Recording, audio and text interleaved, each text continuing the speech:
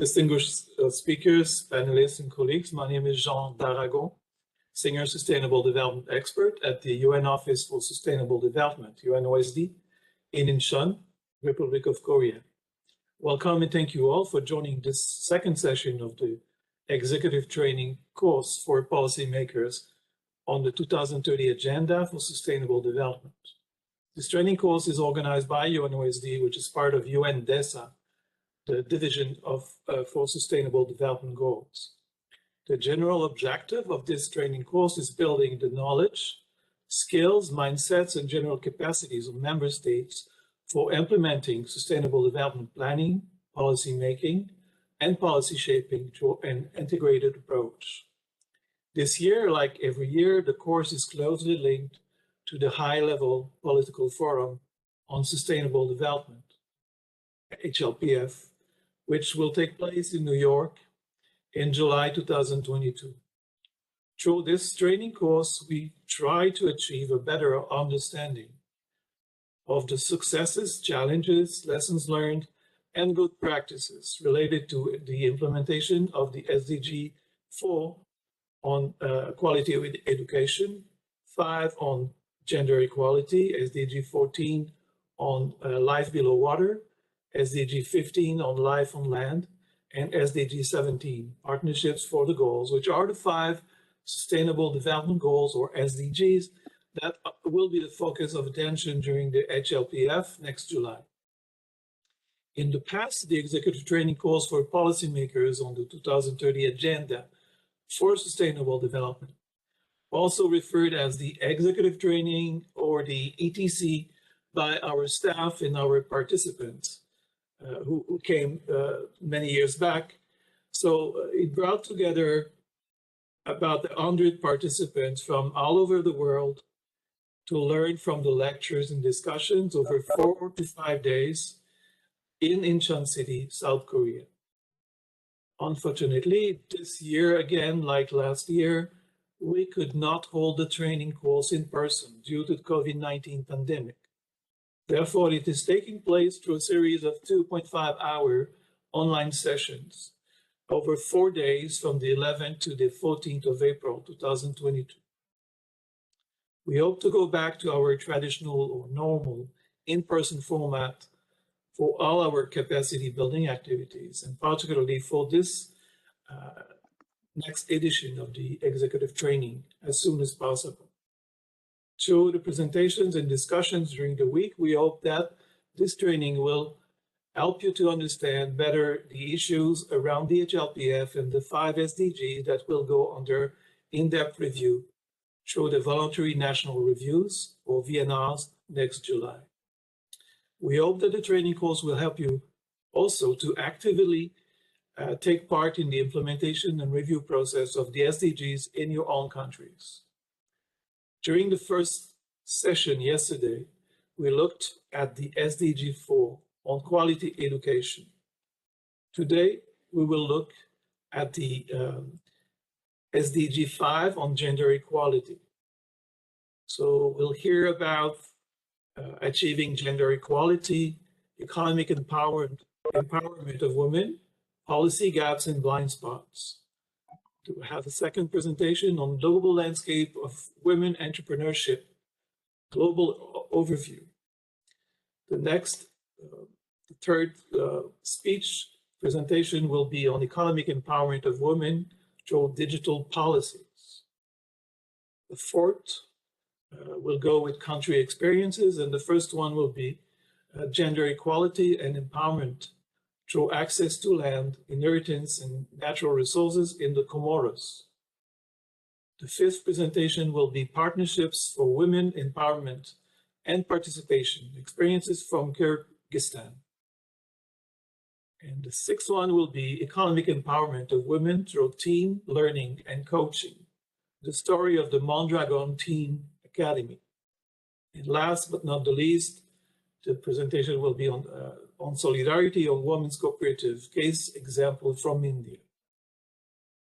Now, without further ado, I would like to move on and introduce the moderator for tonight. So I'd like to introduce our consultant, Miss Licia Saner-Yiu, who is a professor in organization development and institutional learning.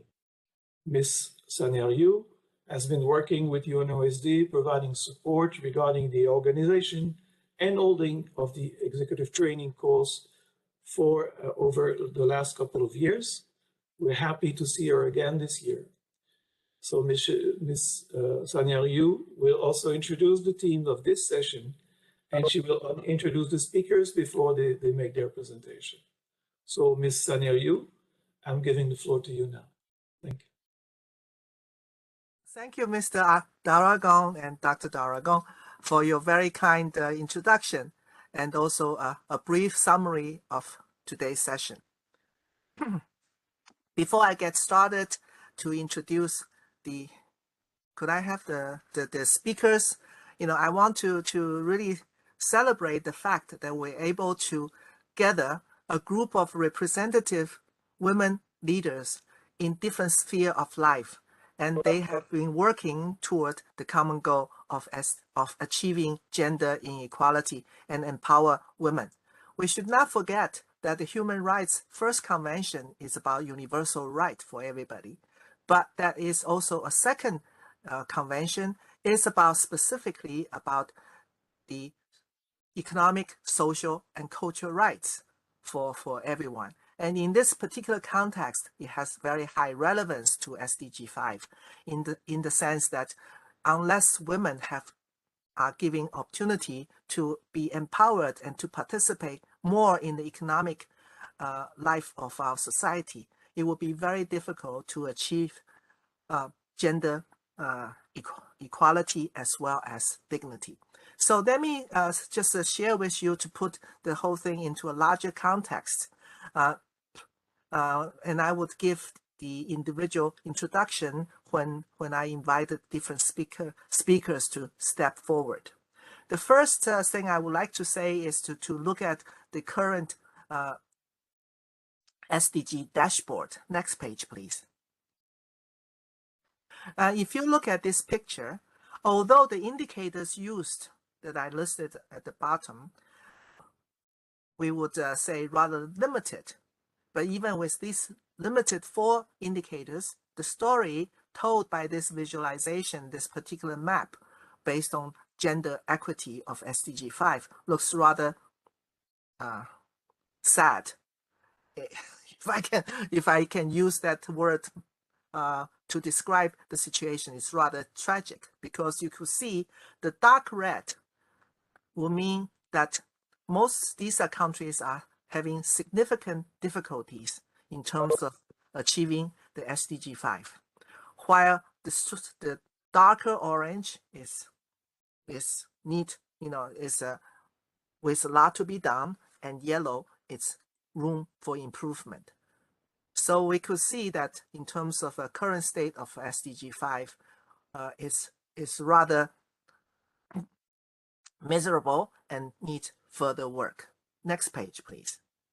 If we break it down in terms of a labor force participation, then the picture looks better, because you see many more countries are marked green, and only a few selected countries where women are, in terms of ratio of labor force participation, is still remaining questionable.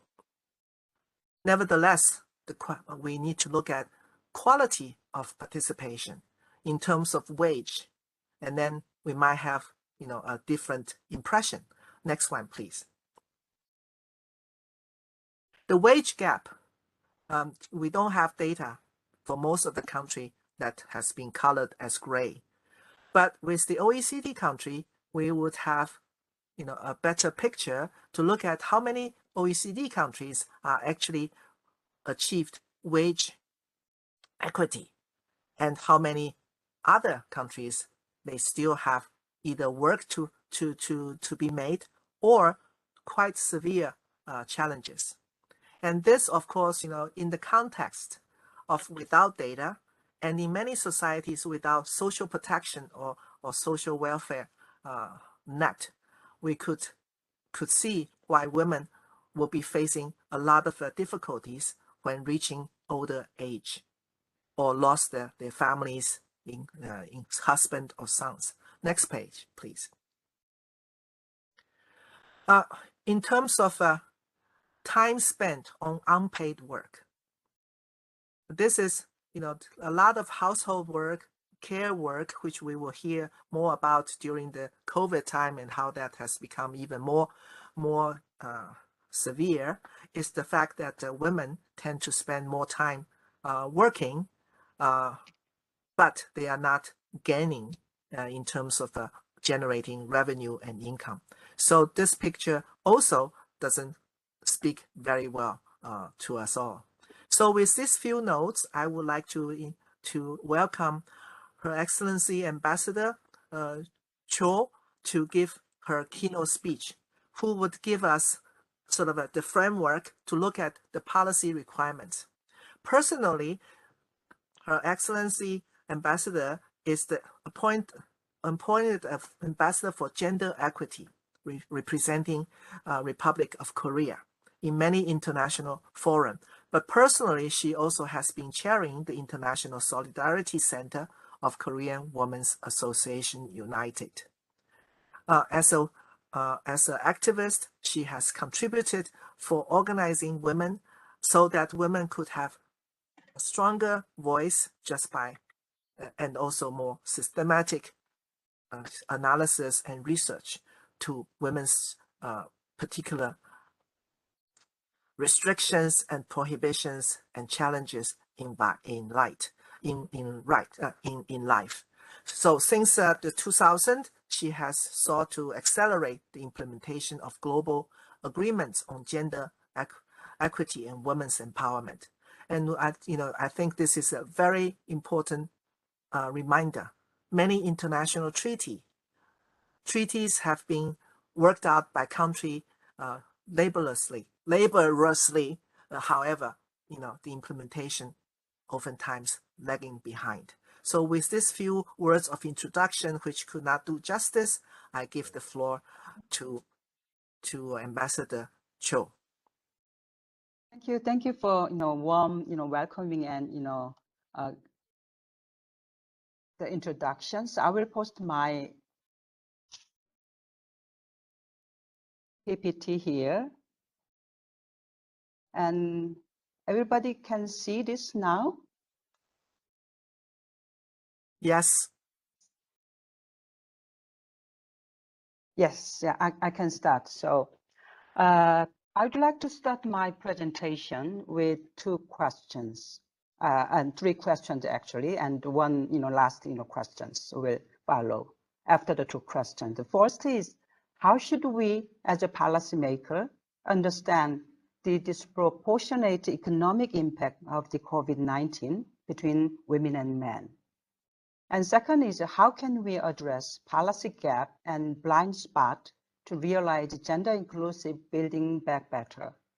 And lastly, is as a policymaker, whether you and me, yeah, all of us will really take the low road or the high road. While the COVID-19 crisis affects everyone, women and girls face specific and often disproportionate economic, health, and social risk due to deeply entrenched structural gender inequalities, social norms, and unequal power relations.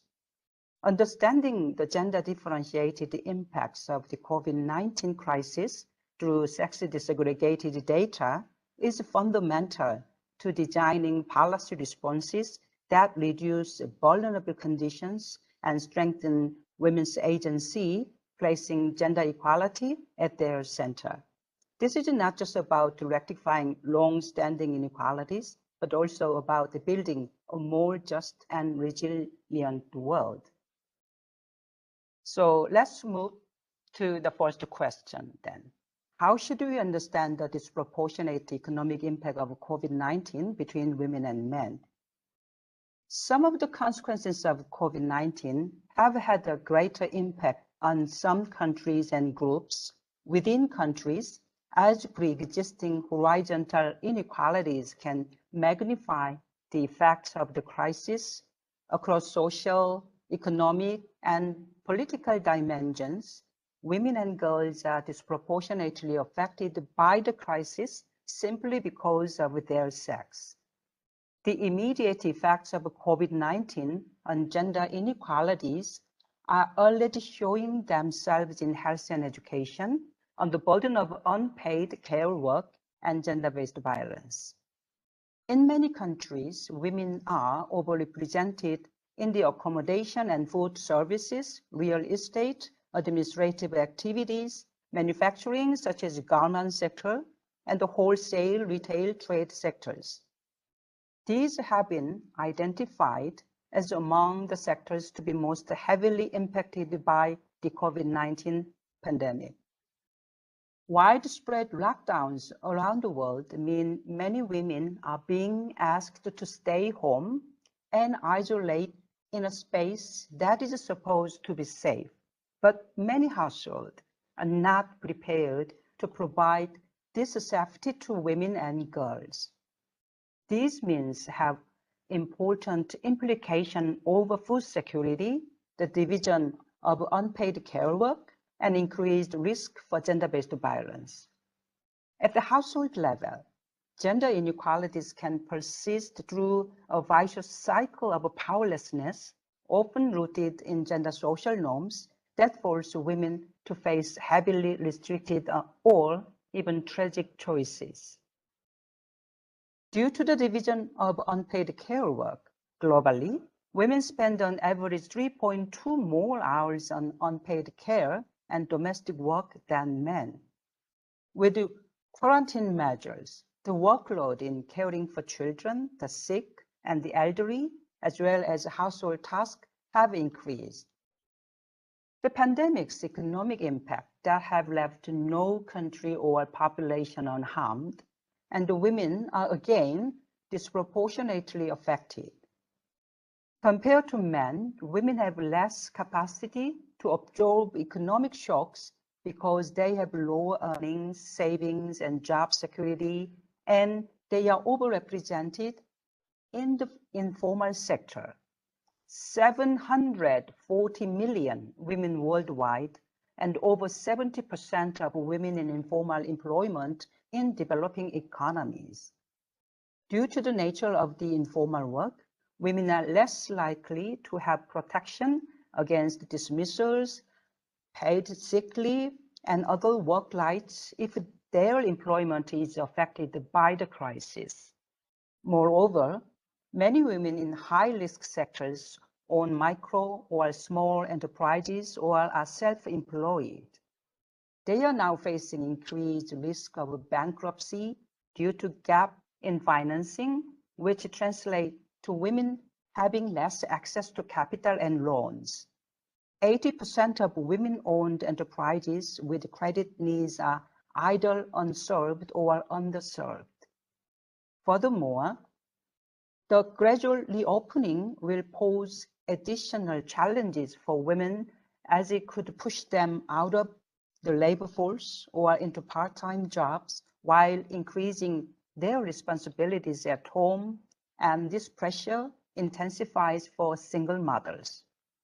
Let's move to the second question. Then, how can you address policy gaps and blind spots to realize gender-inclusive building back better?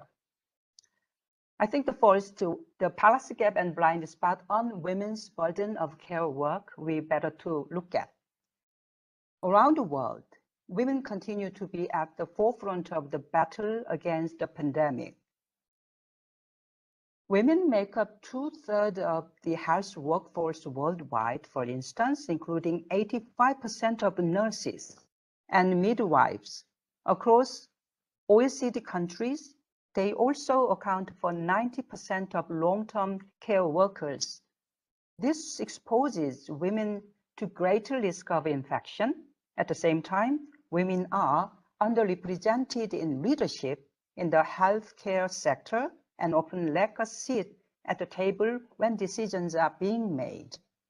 Therefore, during the recovery phase, men's employment improved more quickly than that of women.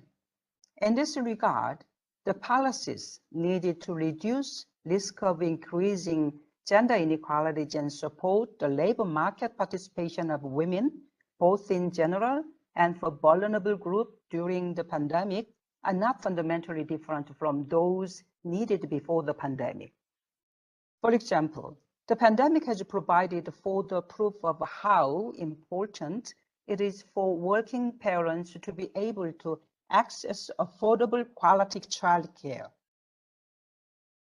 During the pandemic, many OECD countries, including Republic of Korea, assisted parents by providing additional paid or unpaid leave, cash benefits, and emergency childcare facilities for essential service workers.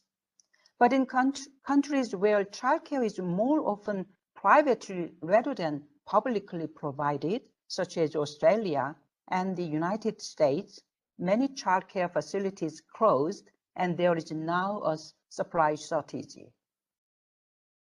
So let's look at the women's burden of unpaid work as a policy gap and blind spot. The pandemic has also increased the burden of unpaid work. Increased caregiving can have an immediate impact as caregivers, typically women, might drop out of the labor market to take care of children and elderly relatives. But there is also a long-term negative impact on gender equality.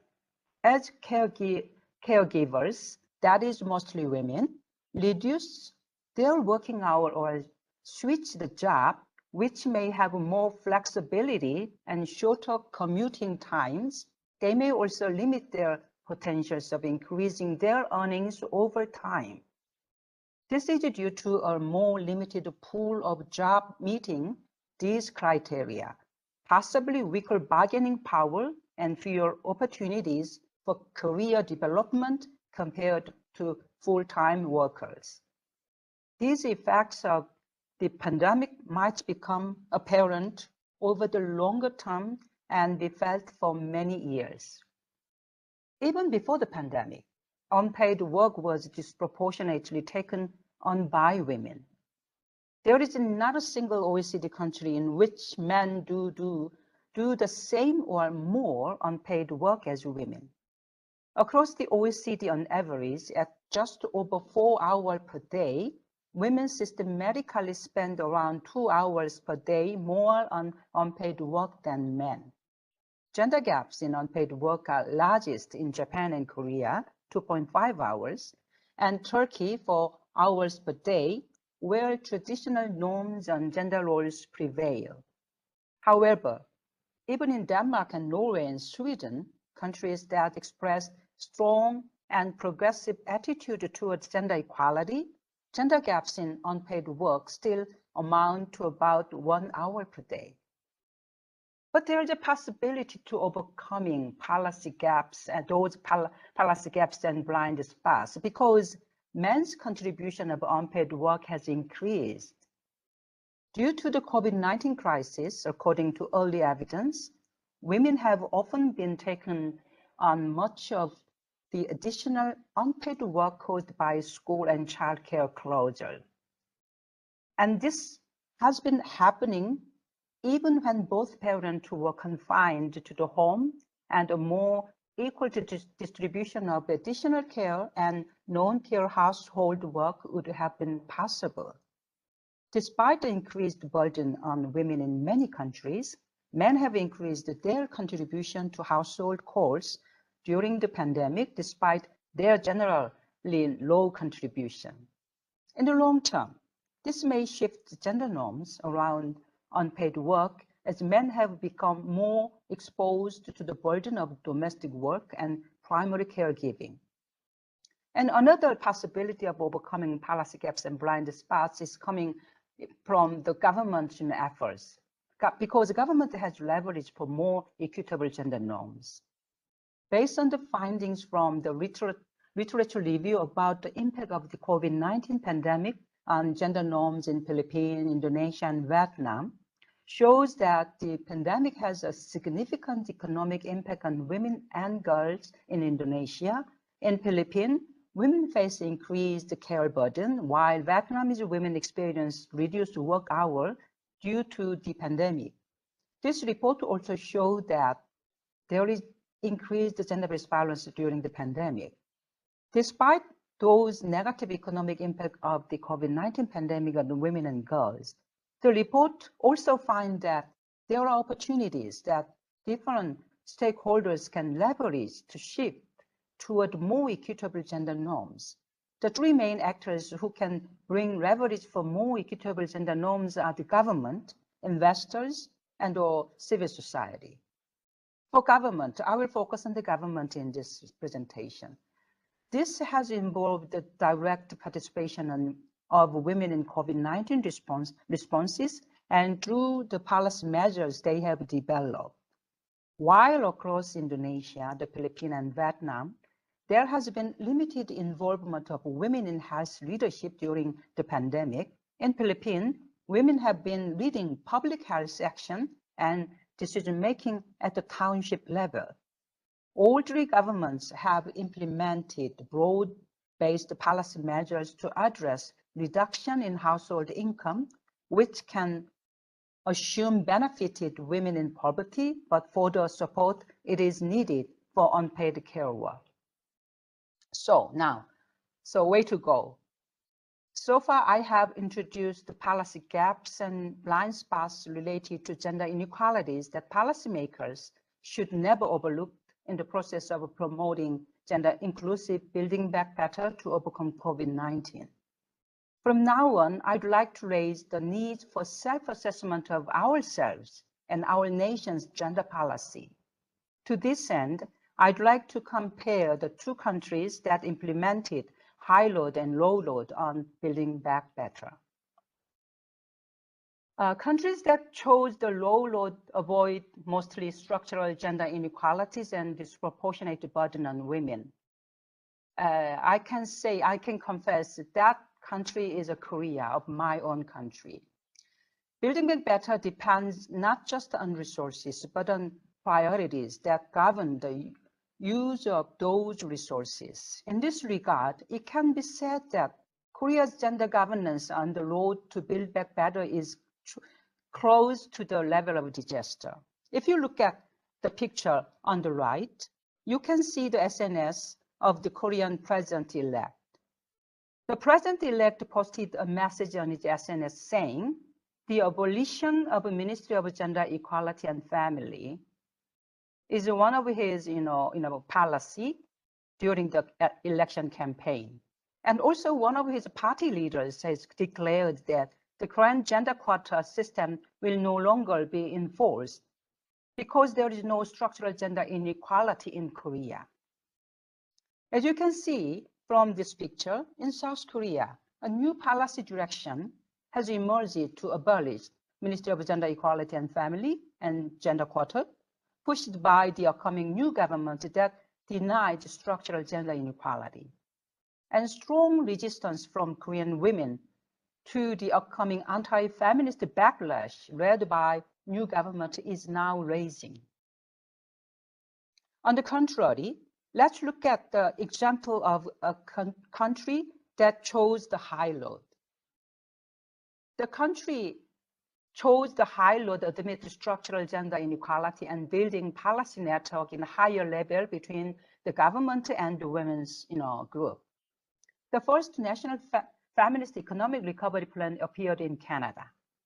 Many of the ideas related to Building Back Better were flagged early in the pandemic as Prime Minister Justin Trudeau expert advised him, April 2020, that economic recovery included addressing what they call the recession, meaning an economic recession shaped largely by women's exit from the labor force, and addressing funding childcare as a measure of recession. Through collaboration between feminist group and government, the fund includes additional funding beyond childcare to realize a national action plan for responding to national investigation of missing and murdered indigenous women and girls, which was a very serious issue raised by the women's group even before the COVID-19. And the women's group were very proud that they were able to reflect the voices of indigenous peoples and LGBTQIA. In September 2020, Trudeau's speech echoes much of the language used in the plan and committed to a feminist economic recovery, but then progress stalled. Finally, in November 2020, Minister of Finance presented a full economic statement which billed itself as a feminist plan and stated our recovery must be feminist and intersectional. At last, in April 2021, when presenting the 2021 budget to the Canadian Parliament in Prime Minister's commitment into reality. So the biggest lesson in comparing these two load, high and low load, is that the government should start by listening to women's voices and having a good governance system that reflects their women's needs. Finally, I would like to ask you 3 self-assessment questions as follows. First, individual level. As the policymakers yourselves, do you think structural gender inequality still remain in your country? And second question is about national level. Through what institutionalization does your country hear the women's voices to eradicate structural gender inequality? And global level, does your country's gender policy meet globally agreed gender equality norms and standards, such as CEDAW, Beijing Platform for Action, UN Security Council Resolution 1325, and SDG, etc.? Thank you for listening to my presentation so far. Thank you very much, Young-Sook, Her Excellency Ambassador for Gender Equality. This is a very comprehensive overview, and I also enjoyed very much your last question to everyone. You know, at 3 different levels that represent different actions that we can take, and also the sort of the holistic graphic about the governance and the different aspect. I hope today's session will be able to address some of that. But I'd like to also take, before I pose the questions to you, I'd like to sort of share with you briefly in terms of the responses for our registered participants online. And it was not, for everybody, it's not sort of including everyone. However, it does give us a slice of the overview, the challenge we have, especially when we come to the global agreement, which is represented in SDG 5. The next slides, please. In the SDG 5, we have targets, which representing where we would like to be in 2030, but also there are 3 very important means of implementation. And I think, the starting point for this conversation in terms of empowerment, in terms of participation and equitable access to opportunities need to address these 3 things. And you will see that of the 5A, the undertake reforms to give women equal rights to economic resources, as well as access to ownership and control over land and other forms of property, financial services, inheritance, and natural resources in accordance with national laws. And 5B, enhancing the use of enabling technology, in particular ICT, to promote the empowerment of women. And 5C, adopt the strengthen sound policies and enforceable legislation for the promotion of gender equality and the empowerment of all women and girls at all levels. Out of these 3, I would say, even though 5A is slightly higher, but in view of our small number of samples, the differences is not that great. So I would like to sort of ask you to in terms of your view of these 3 means of implementation. We know that without achieving these 3 means, we're not going to get to the goal and the end at the end. So where do you suggest that for not the whole world, but for example, Korea, which one to start would be, accelerating the process? Okay. Shall I respond now? Yes, please. Then we would Okay, so see what's happening in the chat box. yes. So the Korea, as you might know, the Korea is one of the highly developed, economically developed country in the Asia. But the gender gap, the wage gap, is the most widening gap we have. So amongst the OECD country, actually gender gaps, the compared with the men, the women wage is about 65% to 70% only. So that much gap actually we still have. So I think you talk about the means of implementation MOI. So it's one is the equal right to economic resources. For that point, Korea is still left behind, much left behind. That is that means the Korea still has a structural gender inequalities still remain very deeply and highly. The thing is the policymakers didn't much pay attention of that point. So the economic development in general doesn't necessarily mean the women's economic development is the same, as men. So that point I want to raise. The Korea is a clear example to show that the national development doesn't necessarily guarantee the women's economic development. There can be a high gap, widened gap can be. So I imagine that you would also agree with me. Sorry for cutting in. Yes. You agree with me if we would have disaggregated the data on this particular point, we will see urban and rural, educated and less educated, though all this would have very different challenges in terms of access to economic resources and opportunities. That also, I do totally agree. So we need to disaggregate data by gender, age, and location, and country as well. So that is important. So even though we have a sex disaggregated data in Korea, but if the government and the policymakers didn't pay attention, the data just data on the paper. We have to utilize that data to change the policy.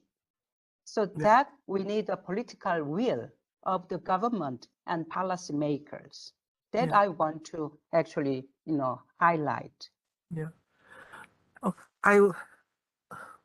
well, seems we don't have direct question yet from the participants, so I would take the liberty and pose a second question.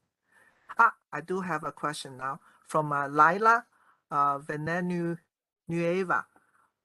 The question she posed is, what actions can women take to improve their daily unequal situation? Yeah, the women's movement, collective movement is, I think, so nowadays in Korea, there's a huge women's movement, especially led by the young generation, young 20s and 30s. They started to gather together before this kind of a situation coming from the previous presidential election. They were not much active in politics, and they raised their voices. But these days they realize, after the political situation, the women, the young generation started to acknowledge their position. And also they started to raise their voices. I think the collective women's movement, and they raise their voices and they intervene the policy making process. I think it's the initial actually initial entry point of to respond to this kind of problem, especially the wage gap. Yeah, well, we still have a lot of questions and comments and thoughts, but in view of the time limitation, I will have to move on to the next speaker. But before I thank you, I would also like to say we do have a tremendous opportunity, if I may put it that way, because the demographic change that would mean, we will be much older, faster aging societies, which I think, East Asia is already facing that in addition to European countries. And women, the fact women also are living longer.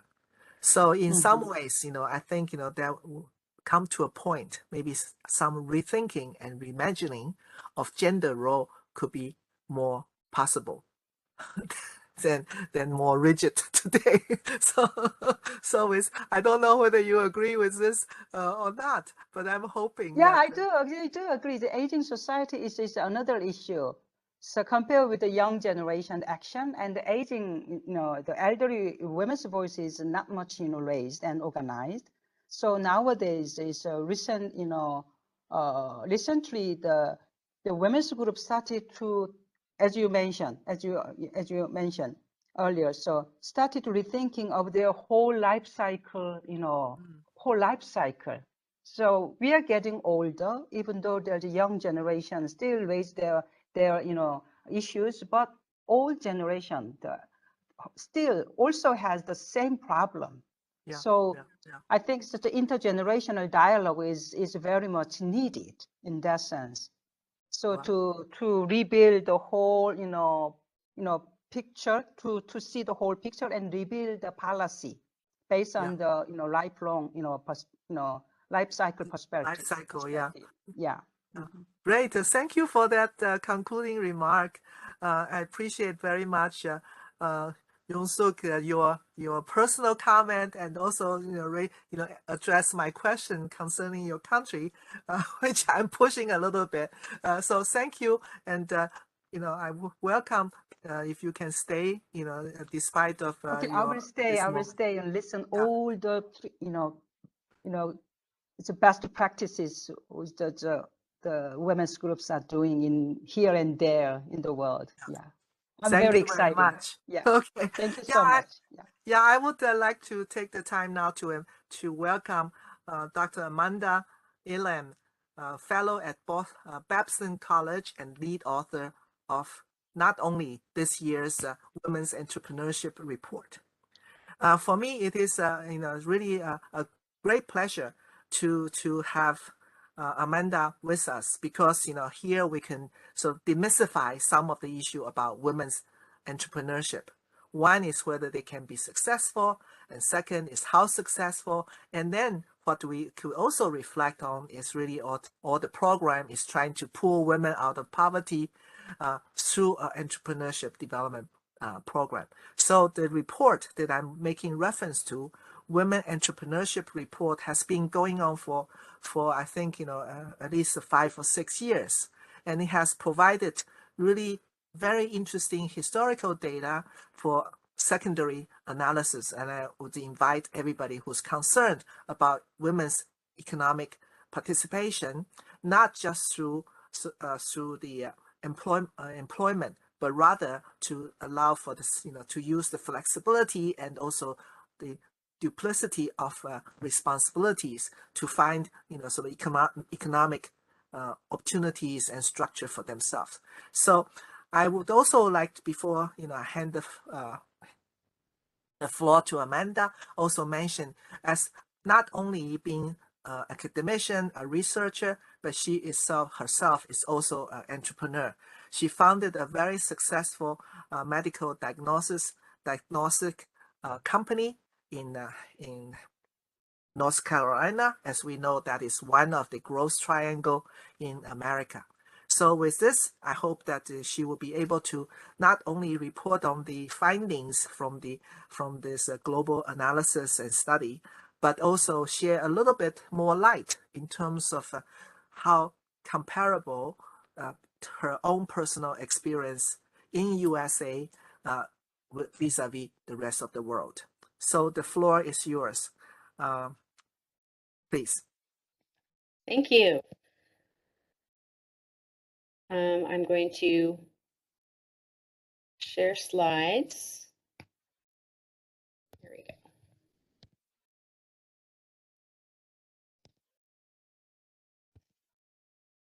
Well, thank you all for taking an interest in some of the GEM data. I've been actually working with it since my dissertation in the early 2000s.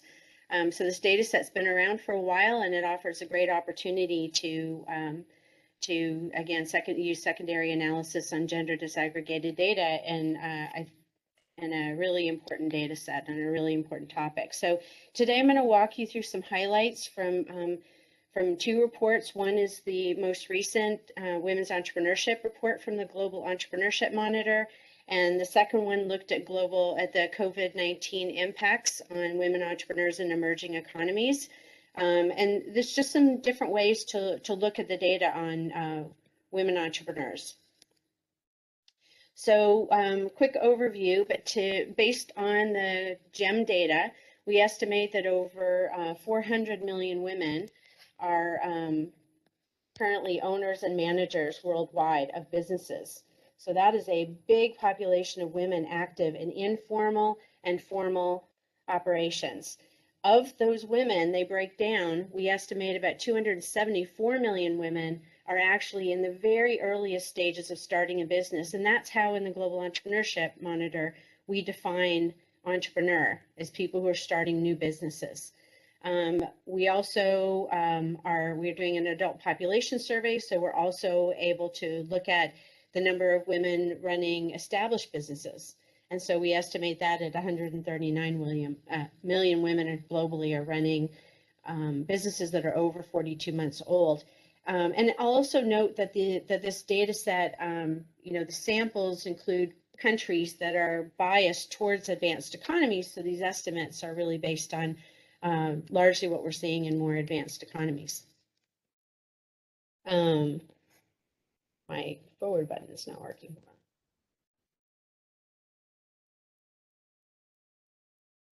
Ready? All right, so women entrepreneurs make very big impacts. About 1 in 3, based again on the GEM data, we observed that about 1 in 3 of the innovative, growth-oriented entrepreneurs in the world are women. And this is not a way of looking at the data that people have people really talk about. Typically, when we're looking at this gender disaggregated aggregated data, we're always comparing women to men. And the story in business and entrepreneurship is, that women are always trailing men. And I'm very concerned about presenting the statistics this way because I think it misrepresents what's actually happening, the contribution women and businesses are actually making worldwide. Let's see.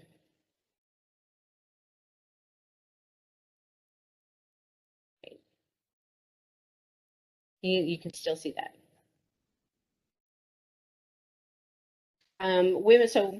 Women entrepreneurs represent about 42% of entrepreneurs worldwide. They have about 1 in 3 of those with high growth expectations, 1 in 5 of those who are starting companies with more than 20 employees. More than 1 in 3 of those offering innovative products their markets have never seen. Almost a third of those who have a high rate of exports outside their country. Customers outside their country, and they represent 40% of informal investors. Those are informal business investors. So women are out there, they're active, they're really working hard to advance businesses. Now, a lot of the conversation around women's entrepreneurship and women in business is really focusing on stereotypes. And so hearing beeping. Can you guys see okay? I think now it's restored so people can see it. Which slide can you see right now? Structural factors matter. So I'm going to unshare and reshare because the slides are off. Hold on.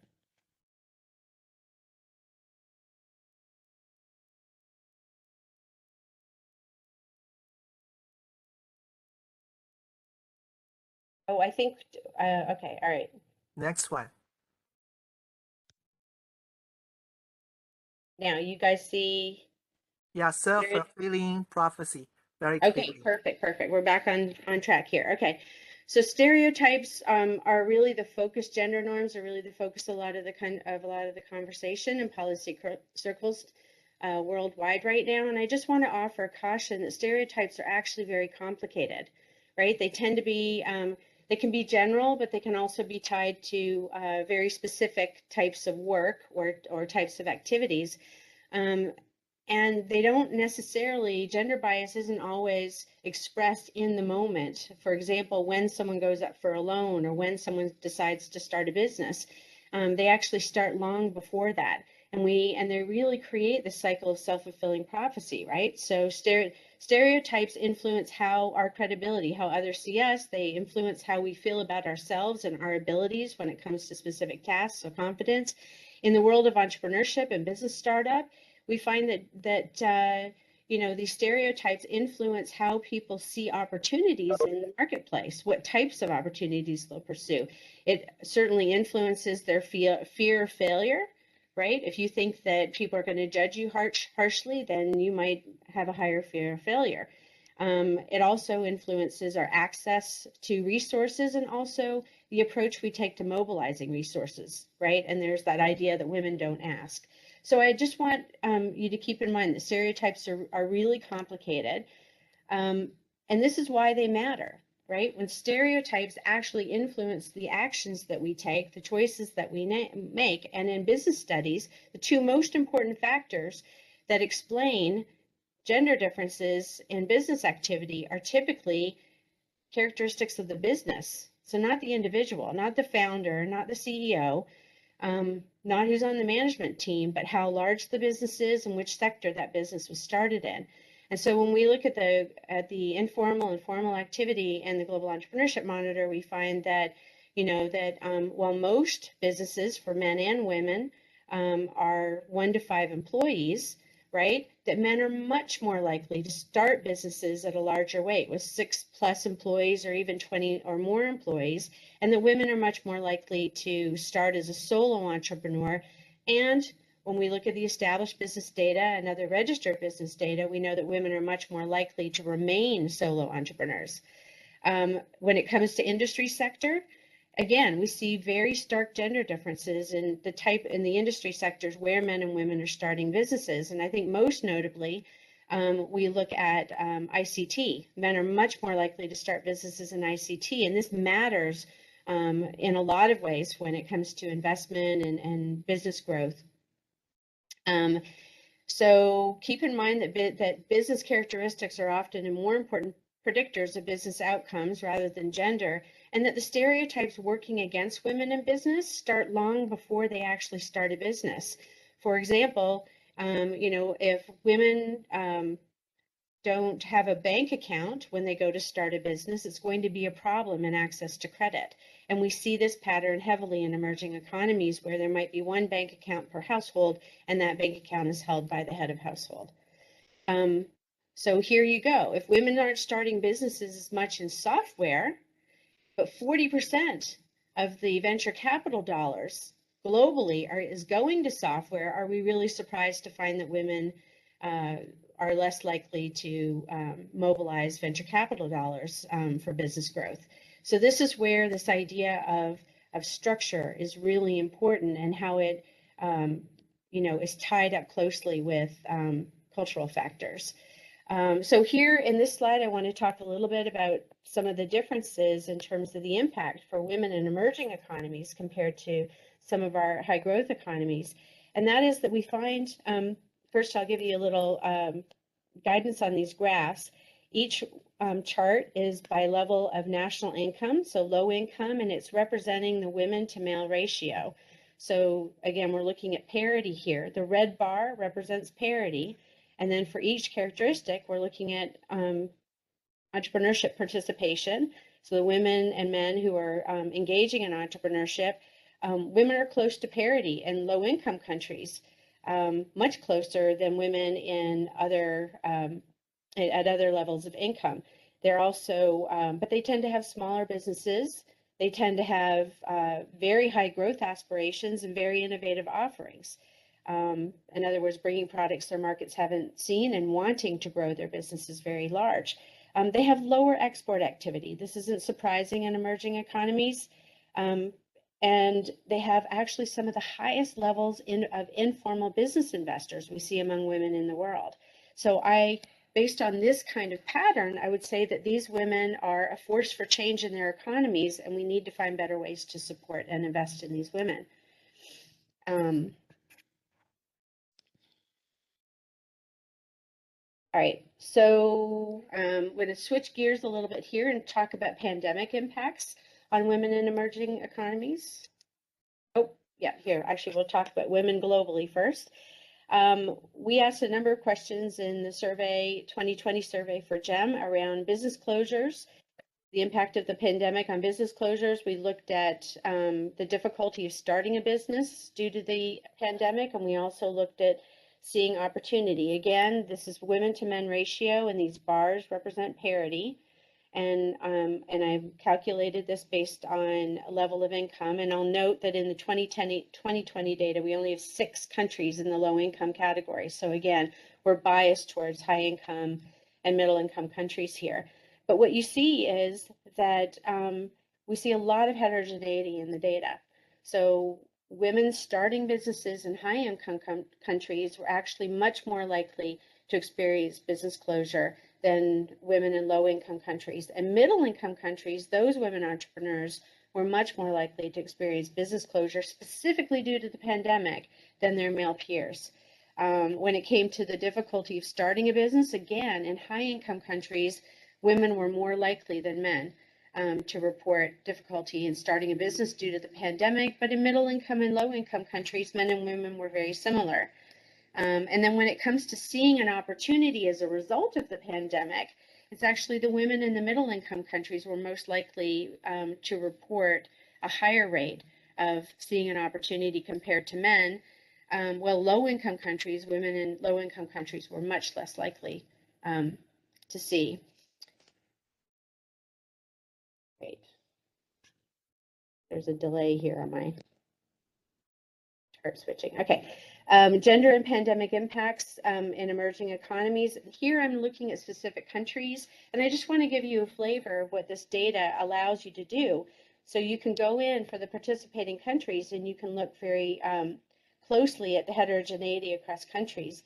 We see a very high variation in impacts on business closures across countries. So, and these findings, by the way, are consistent with global surveys of formal and registered small businesses, even though we're capturing a lot of informal activity. And you can see the wide range of impacts and gender differences across countries. In Angola, women were significantly more likely to close a business as a result of the pandemic compared to men. And yet in some other countries, like in India, women were actually were 40%, or 60% less likely to close a business compared to the men in their countries. And so we need to be sensitive to that. And we need to actually look at how those economies work, the types of sectors where men and women are operating businesses, to better understand why these gender patterns are result. All right, and so I'm going to pause for a minute and talk about the limitations of global statistics. I want to caution you to remember that entrepreneurship is actually measured differently in different data sets. And so sometimes it's self-employment, sometimes it's actually in management measured as innovation, and sometimes it's measured as business startup. Other times it's small business. So when you're looking at this gender disaggregated data, I want you to be very careful about how you're interpreting this. The units of analysis can change. So in registered business data, the focus is the business as a unit level of analysis, whereas in the GEM study, it's really the individual. Because we're doing adult population level surveys. The participating countries in different global data sets can vary year to year, so you have to be careful about comparing global statistics from one year to another because you have sample variation. The sample sizes can vary a lot. Licia, I'm not hearing you. Are you on mute? Sorry, I have to hurry you a little bit. Okay. Because your punchline is great. So I'm waiting and I'm running out of time. Well, okay. So for the limitations of global statistics, just realize there are data quality issues, Region and historical context can be really important for explaining the data. I hope you'll reach out to some academic experts to guide you there. Again, I've talked about some of the value of the GEM data. Every data set has its strengths and weaknesses. And the GEM data, a lot of it's the informal, formal businesses and the startup process. And this is an example of the startup process. I just selected a few countries to show you how widely the patterns can vary. So what the entrepreneurial process means, because we're doing an adult population survey, we're asking adults, are you thinking of starting a business? Are you doing anything to start a business? Nascent activity. Have you actually started a business and are paying wages? Have you been running a business that's older than 42 months? And then have you recently closed a business? So we really get this sort of view of the process at an economic standpoint. But you'll notice that the women in MENA, the Middle East and North Africa region, have very high intentions, but tend to have very low startup rates. So that's illustrated here by the UAE, and also by Angola again. But you'll also see that the business closure rates for Angola are very high, which suggests a lot of turbulence and turnover in the economy. Then you compare that to the women in Taiwan, where they have very high rates of established business ownership here, but and moderately high intentions, but there isn't very much happening with new businesses contributing to established. And then the women in Sweden have a very low overall startup rate. And so again, the heterogeneity here really requires that we go in and understand these patterns. So some general recommendations, and I'll go through these really quickly, Licia, because you can read the reports. We go into depth on these. Our recommendations are to support growth-oriented women entrepreneurs, focus on what women are doing well and build on their strengths, to champion women leaders in male-dominated sectors, because this is where the negative stereotypes against women are most often triggered, right? They're most often used against women. Encourage women investors and women-focused investment. This is turning out to be one of the most important ways to provide access to financing, growth financing for women-owned businesses. Women are starting to organize as angel investors, and big investors are starting to realize that they're missing out on really good investment opportunities when they're not giving equal measure to women's businesses, which might not be about the CEO or the founder, might actually be about the market, like femtech. And then develop better policy that directly supports women business owners. I think that was covered well in the last presentation. Family-focused policy and any policies that's focusing on helping those who are self-employed and run small businesses help women. And then a couple of extra recommendations for emerging economies. There were only 6 low-income countries participating in the last round of GEM. We need a lot more economies participating in this research program. So we need to sponsor global research and data initiatives measuring gender and businesses in emerging economies where we don't have a lot of data right now.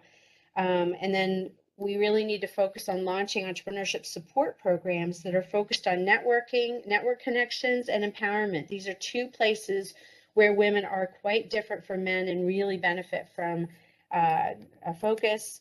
And then I'm just going to leave you. We spend a lot of time, again, comparing men to women. Is gender parity the right goal? Are we really, if we're really going to reach gender parity, it means women have to be starting businesses in the same sectors as men, but they're all already starting businesses that tend to go after social value and solve very real social problems that markets, right, the economic models don't solve. So is there a resorting process there? Again, is gender parity the right answer? We need to remember the complexity of culture and structure, so stereotypes and structural barriers. We need to focus on changing the system and not necessarily the women. There are a lot women can do to better navigate the system, but ultimately it comes down to policy making and addressing the structural changes, cultivating women investors and helping women use money in ways to create the world they want to live in. We need to expand the conversation. Right now we're siloed. Policymakers talk to policymakers, researchers talk to researchers, investors talk to investors, and we need to create forums where we can bring all these stakeholders together, educators, and really talk about it.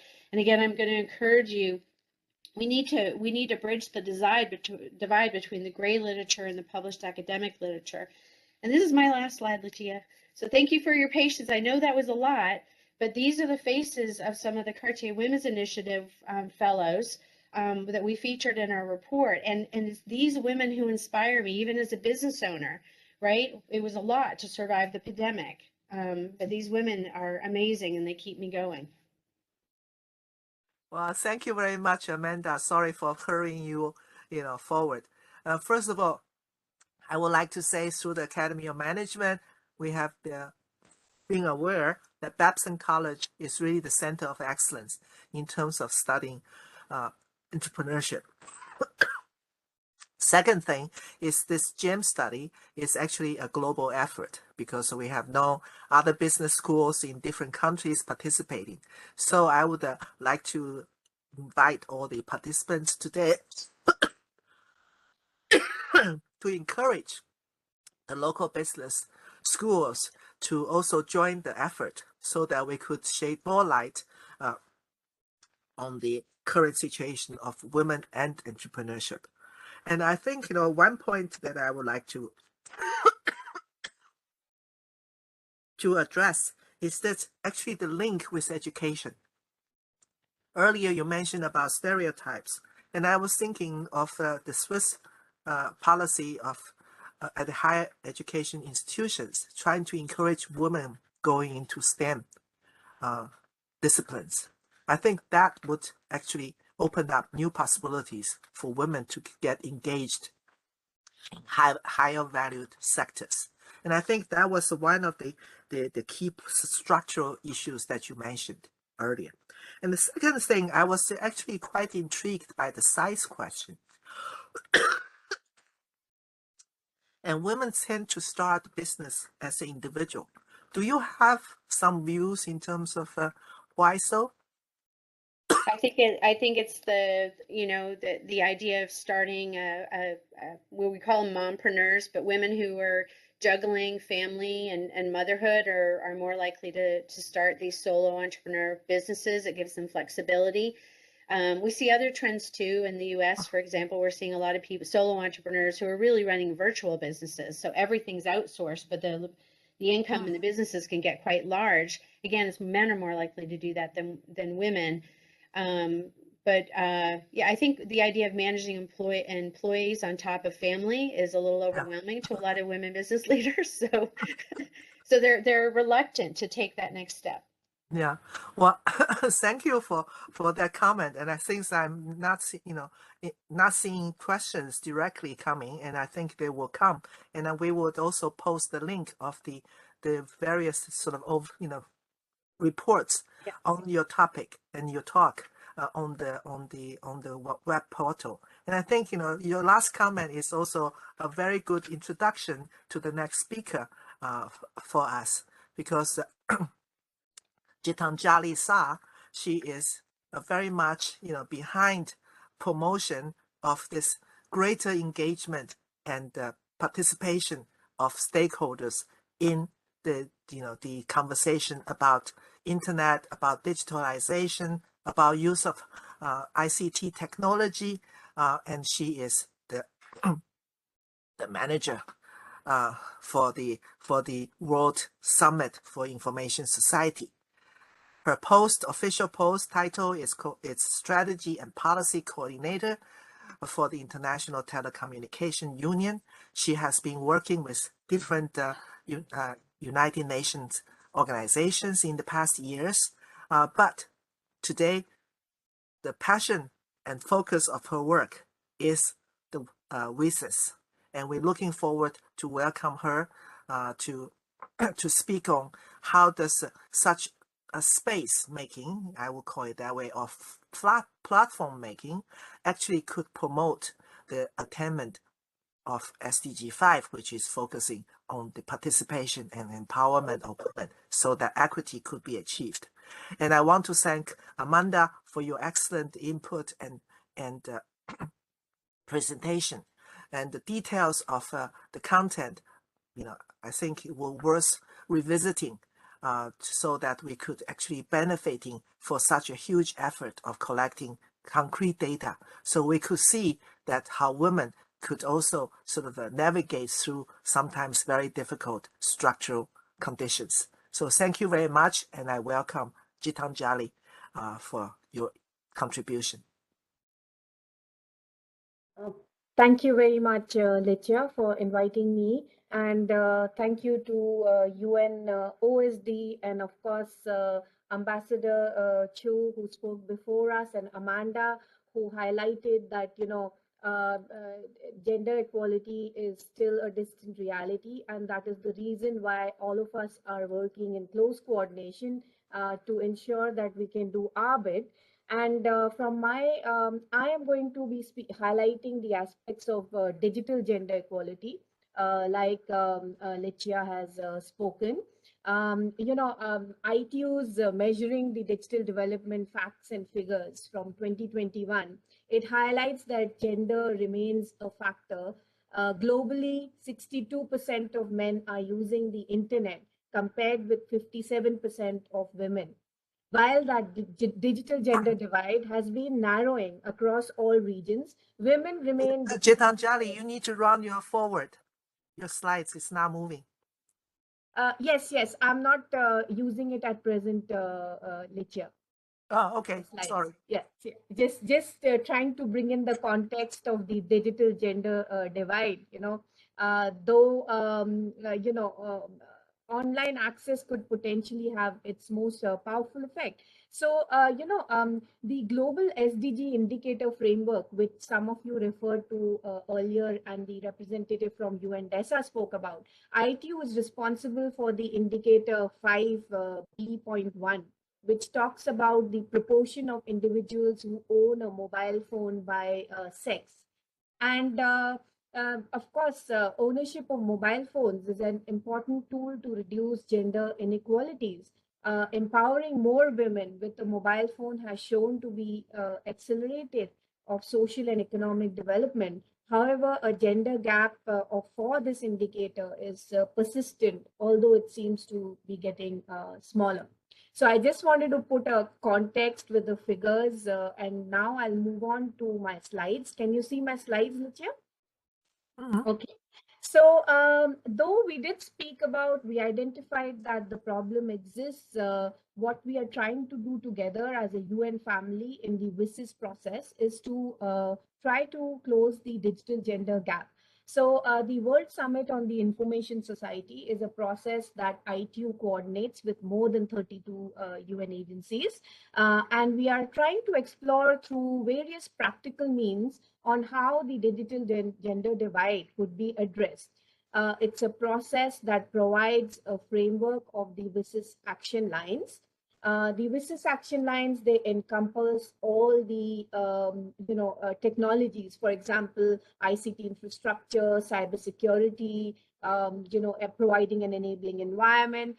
And since 2015, we've been trying to strengthen the linkages between the WSIS action lines and the Sustainable Development Goals.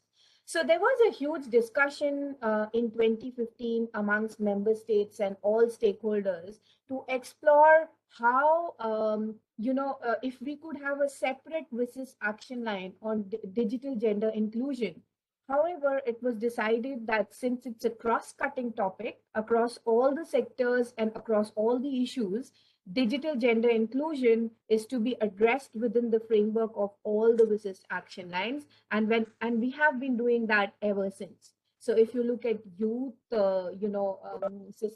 ICTs and emerging technologies for sustainable development, we spoke about ICTs and older persons. So making sure that older women are also part of the policies, processes, and programs with reference to the digital gender inclusion.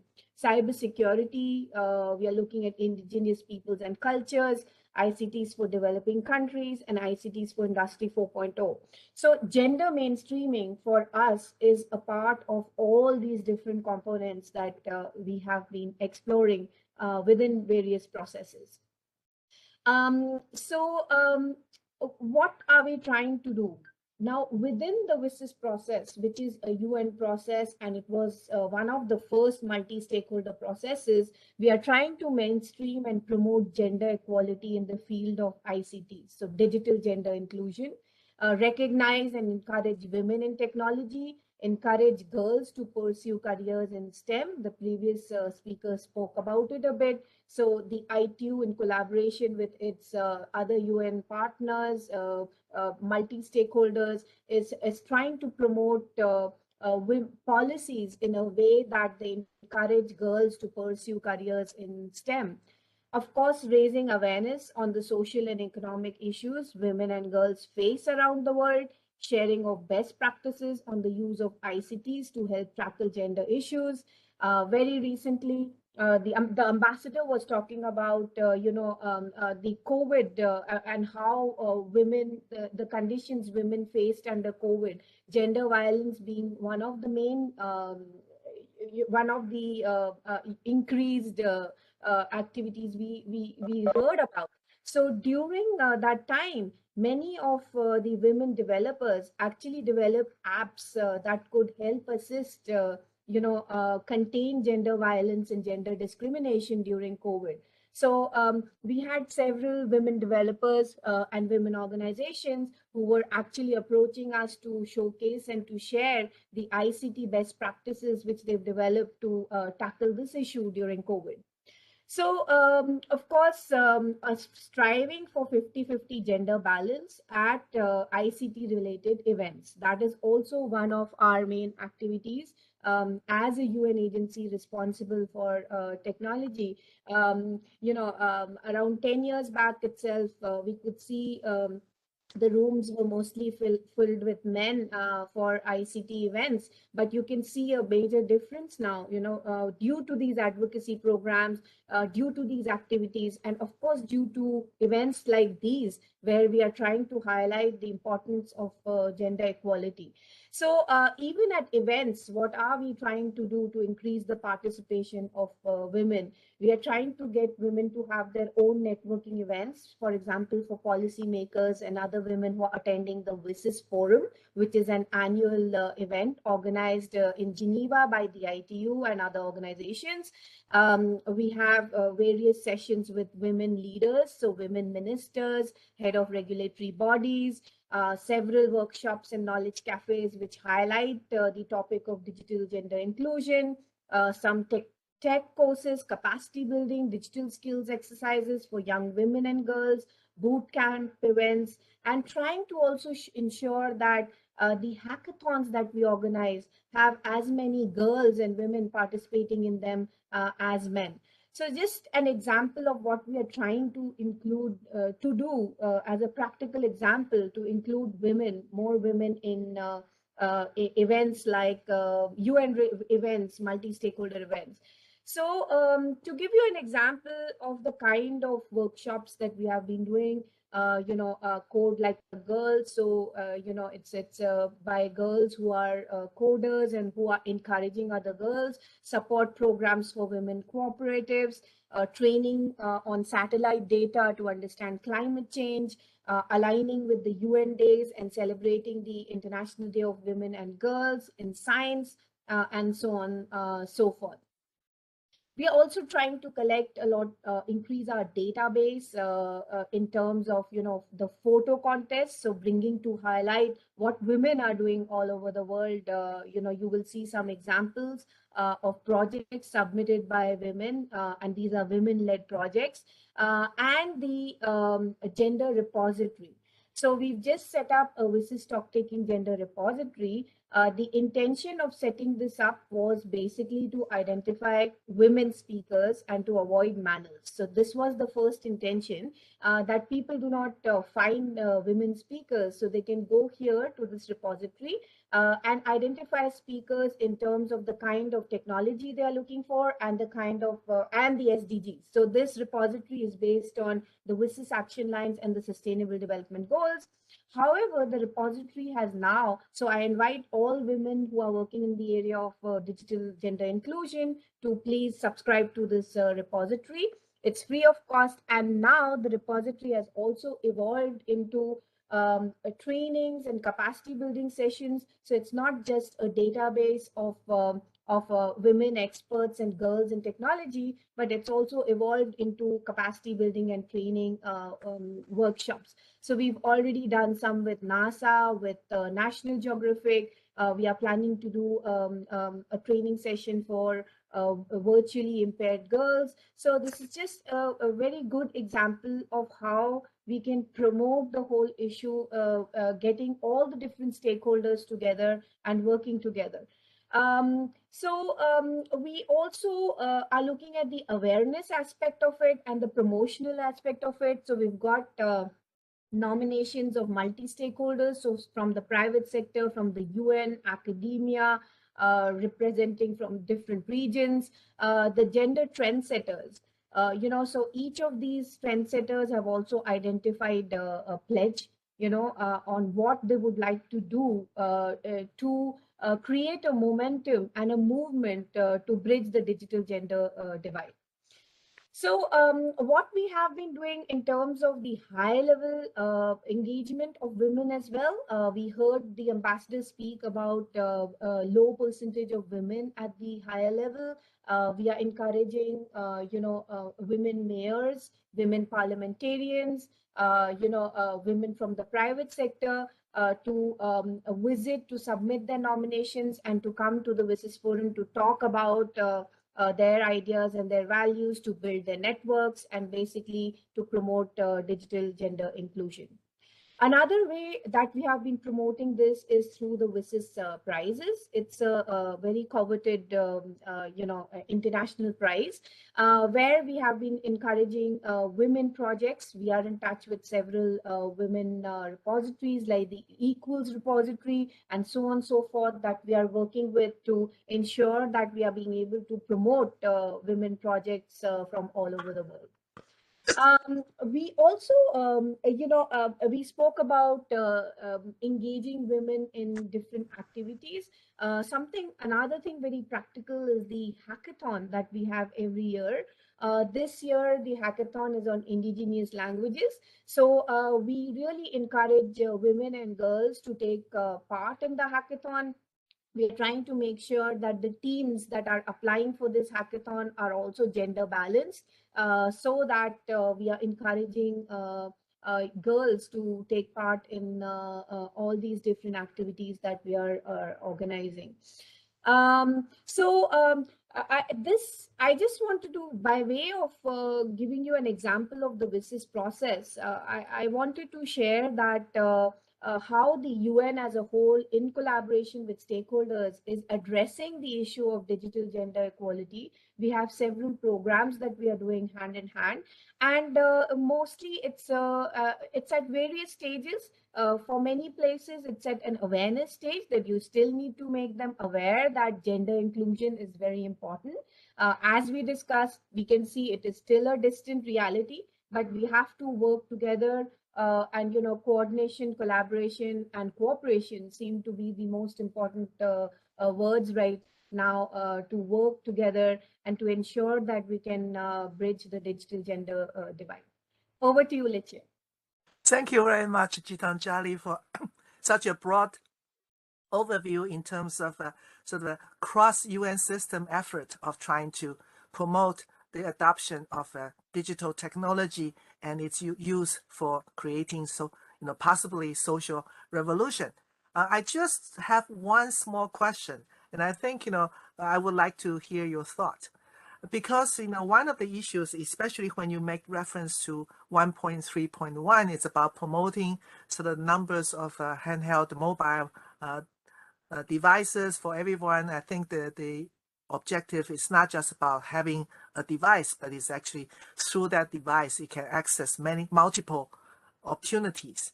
So one of the issues that one of the questions that I'm thinking about is, in light of the leaving no one behind philosophy, what can ITU actually do through its WSIS to encourage many who could not really afford or access to participate? Is there some thinking along those lines? So all the lessons learned along those, through the actual experience of WSIS or partnership? Can something be done? Because we're still looking at, from your own, the ITU report, half of the world population remains digitally locked out. So I think I would just like to get your thought on this and sort of as a way for possibly future brainstorming. Sure. Thank you, Licia. So, there are two aspects to your question. One is the ITU aspect, and ITU works basically. We work closely with our member states. We have our plenipotentiary conference where we have several resolutions, and our member states have recognized that the digital gender inclusion and closing the digital gender divide is extremely important for them. So we are working with our member states. And from the WSIS perspective, mostly on the action lines C2, ICT infrastructure, cybersecurity, so safety of women online. That is such an important issue which is coming up as well, and providing an enabling environment. So the policies which should be gender inclusive. So we are working with our member states, our membership through the ITU perspective. But within WSIS, you see that it's a multi-stakeholder initiative, and we provide a platform for discussion and dialogue. And each stakeholder is basically it is up to them to implement those activities how they would like to. So our job is to provide a equal and just platform for them to network, learn, share, to create partnerships, and to take forward all these activities in their respective countries and stakeholder types. Yeah, it is. There are different levels, so I could see, the strategy of using WSIS as the sort of the global platform and then trickle down. It's just a question of how to trickle down faster, and I think that would be, so one of the key challenges, because if we continue to see the acceleration of digitalization, then the challenge of the people who are already left behind would find themselves, sort of stuck and with less opportunity for development. So I thank you for your presentation, and also for the good work of trying to get people coming into the WSIS process. And I know that since the COVID, the process has gone beyond 1 week of gathering, but actually into multi-months of online exchange, and that has definitely strengthened the possibilities and capacities of WSIS to impact the world. So with that, I would actually invite the next speaker, because she is very kind and try to come in before she catch her next flight. So I would not say more, but welcome Mrs. Fatouma Abdallah. And also, I think one question that perhaps between the two inputs between you and Fatouma is that something about, you mentioned online security, and that is, I think the gender based violence has moved from the physical also onto the virtual. So perhaps, during her presentation, you can think a little bit and see how we can deal with that more successfully. So with these few words, I want to introduce Fatouma Abdallah, the project coordinator within the Ministry of the Environment from Comoros. And as a official from and citizen from Comoros, one of the unique challenge is being a small island state. So her work has very much in dealing with coastal zones management. However, she also personally very much passionate and active in terms of the food security and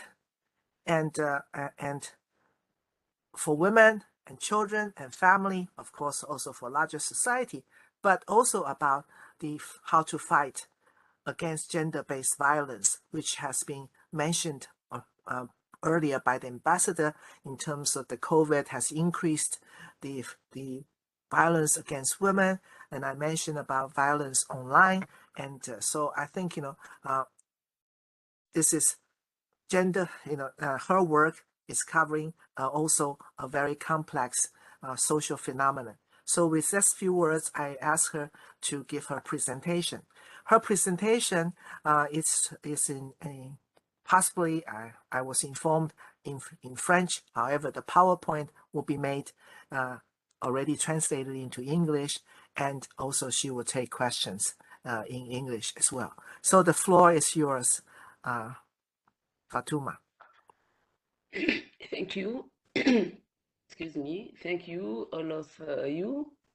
Thank you. Thank the presenter, the moderator.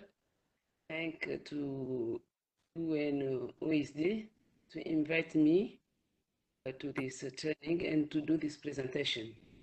As you know, Comoros is a small island development composed by 4 islands and located in Indian Ocean. The Comoros are well committed to gender equity and equality. Yes, a national policy for gender equity and equality was developed in 2008 and updated in 2015, considering new challenge related to gender particularity is mentioned on SDG 5. Can you see my slide? During the last, from 270, the Comoros has 742,285 inhabitants, of which 49% were women, compared to the inhabitants, 5.35 women and 25. The decrease of the proportion of women can be explained by the increase of the number of women emigrating outside the archipelago to search for decent work. Currently, the population is estimated at 800,000, and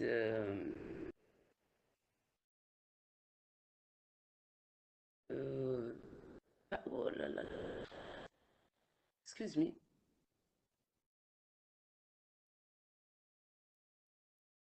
The second one, please.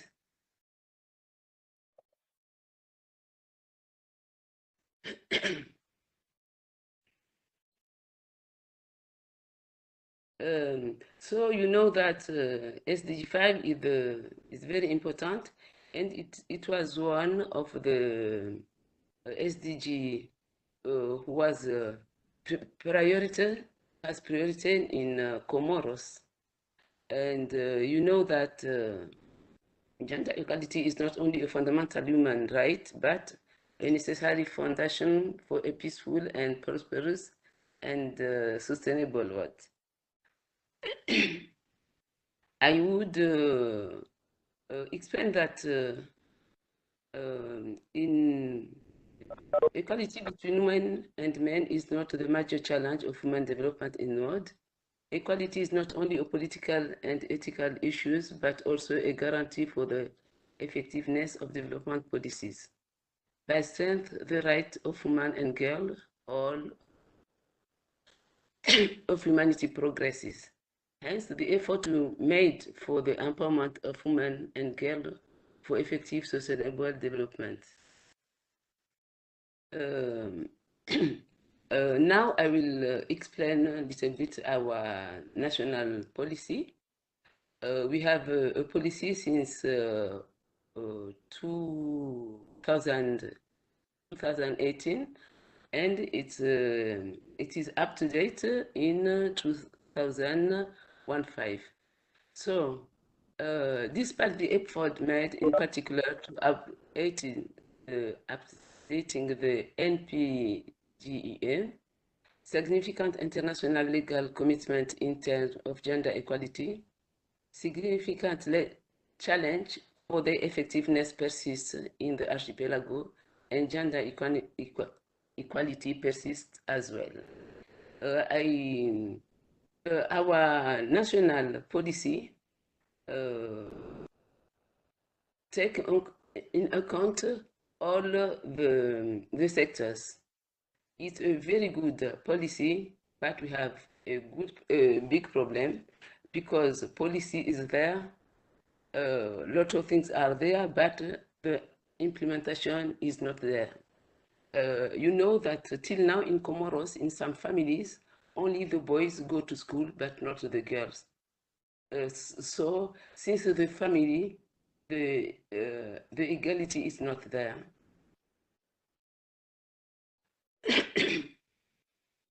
There is everything on our policy, but despite the effort made at the political and regulatory level, the progress made in education, health, and sanitation, the challenges are still enormous, and it is difficult to clear the hurdle to women's empowerment.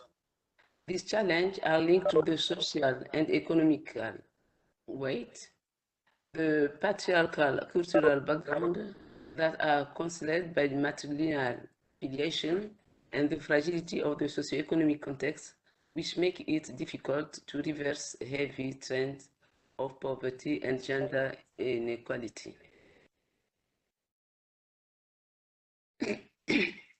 In our country, we are 100% Muslim, so you know that normally in such country there are some difficulties to make women responsible. In spite of the law, the women are not represented at the political sphere. So women are very poorly represented in the labor market, and the grand underrepresentation of women in the political sphere characterizes the archipelago. However, in 2018, Constitution recognized the right of women to access to political bodies, and in 2017, the Assembly adopted a bill establishing a quota of 30% of women in nominative and elective positions, but which has not been enacted. The problem in our country is that the policies are there, the laws are there, but the implementation is not there, as I say that. And we have a major problem because we have 3 laws coexisting of 3 laws. The traditional law, the Islamic code, and the national law, which is like the French one. So with these 3 laws, it's very difficult to manage and to give the real right to the ladies. So working women mainly work in the sector which provide, so Comorian women are very well represented in agriculture. They actively participate in the development of the agriculture and livestock sectors. Working women mainly work in this sector, which provide a third of GPD, 31% in 2017. The proportion of women who are active has been evolving for a few years and reached 63% in 2018, and while the proportion of the man was 22%, women are indeed increasing numbers of the agriculture sector. We tell that the women are the level of agriculture because as a Comorian society, matrilineal properties goes to women. It's a chance for us, especially land and houses, which favor them in their position as owner. You know that in Comoros, the husband come to the lady's house because it's the lady who has her house and a field, and then so the man come to the lady's family. Women landowner generally practice food crops and produce firstly for their own consumption and then for income generation to a lesser extent. They organize themselves into agriculture cooperatives in the region and help each other at all the levels. Various associations and or projects try to support these women in improving their productivity or in opening new markets. This initiative encourages them to register land and access credit. They feel more secure. They introduce material and improve the seeds and carry out agriculture extension. In terms of animal husbandry, women mainly practice poultry farming. They are beginning to invest in cash crops, especially in vanilla and ylang-ylang for essential oil production. In all the village, there are associations for the protection of environment, and women actively participate in the protection and enhancement of land, forest, coastal material and mangroves, and marine fish and other marine species and associated ecosystems. They also work as eco-guard in terrestrial and marine protected area.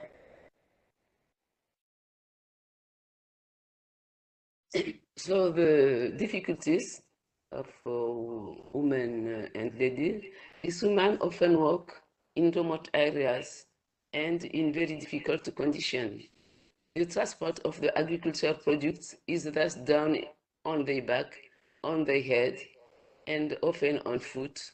For 91% for women farmers in Anjouan and 96% in Moali, despite advances in road infrastructure.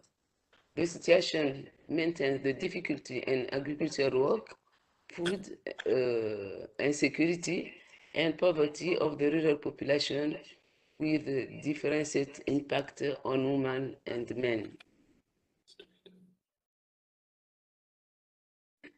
The disadvantage link to the status of Comorian women further weaken rural women. The precariousness of their job is amplified with the effect of various shocks, including those resulting from climate and health change. Finally, the mechanization of agriculture, which could lighten the task and reduce the time of the execution, has not yet entered in custom. So, the adventures, this work fully contributed to the fulfillment and empowerment. Projects and other institutions are increasingly interested in the activities of rural women and provide them with the support. Some NGOs are mobilizing to support them in training and adaptation to climate change, and some are introduced to smart agriculture. Personally, I work with the platform, women platform, on sustainable development and food security, and we work closely with the cooperative of the rural women.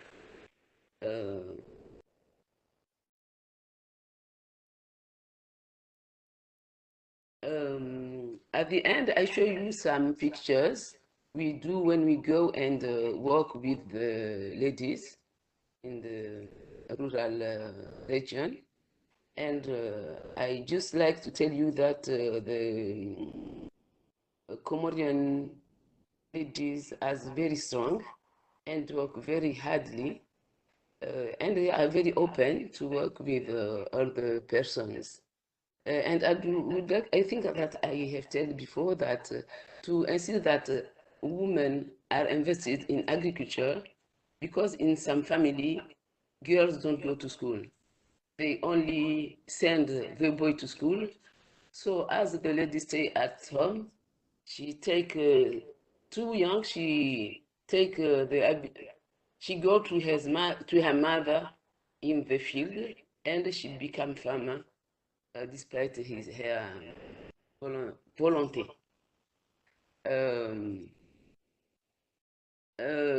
Before to finish, I would like to invite you in an international summit we organize in Comoros with the African diaspora.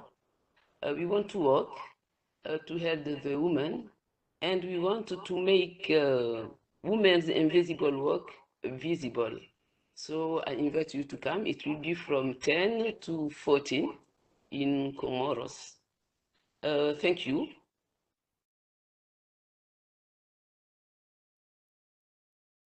Thank you. Well, thank you very much for the job well done. I thank you very much also to do the presentation in English, so you should have a lot of confidence that you can do it, no problem. Now I'm going to try to see whether, there's some questions coming in from the chat, even though there has been a string of conversation in the chat on various topics that so far covered. While we're waiting, I would like to ask you to clarify one thing. You mentioned that women actually has access to land rights, to actually control some of the properties of the family. Is that a correct? Because it's when we are translating, is that correct? Because I'm puzzled by this. If women controls the economy of the family, produce the income, by and large, how come they don't have a greater say? Please, my English is very bad. Can you speak slowly, please, so I can understand and reply? You mentioned that women has property right; they owns the land, and you also mentioned that women is put through the work in the farm, also are productive. They're actually impressive in terms of the agriculture sector, how much it contribute to the country. But at the same time, you're saying women, there's general policy to support women in terms of their achieving equity. However, that's not the reality. So I'm wondering, the general consideration is if we have economic power, then we will be better off to have a greater voice. And what you're saying in Comoros is actually not true. So I wonder, what is the missing link in this equation? In fact, it's in the other sector, because the women work on informal sector. And they work, but at the political level, they don't have a lot of chance because they don't have enough responsibilities. So in the, for example, there is a government of 14 ministry, there is only one woman. There are 44 deputies, there are only 4 women. So in the text, in the legislation, and everything is there, but in practice, it is not. Yeah. I saw that Dr. Soma is showing up with her video. I wonder whether you have something to add to this conversation with Fatouma, because you are also dealing with women in rural area without much representation.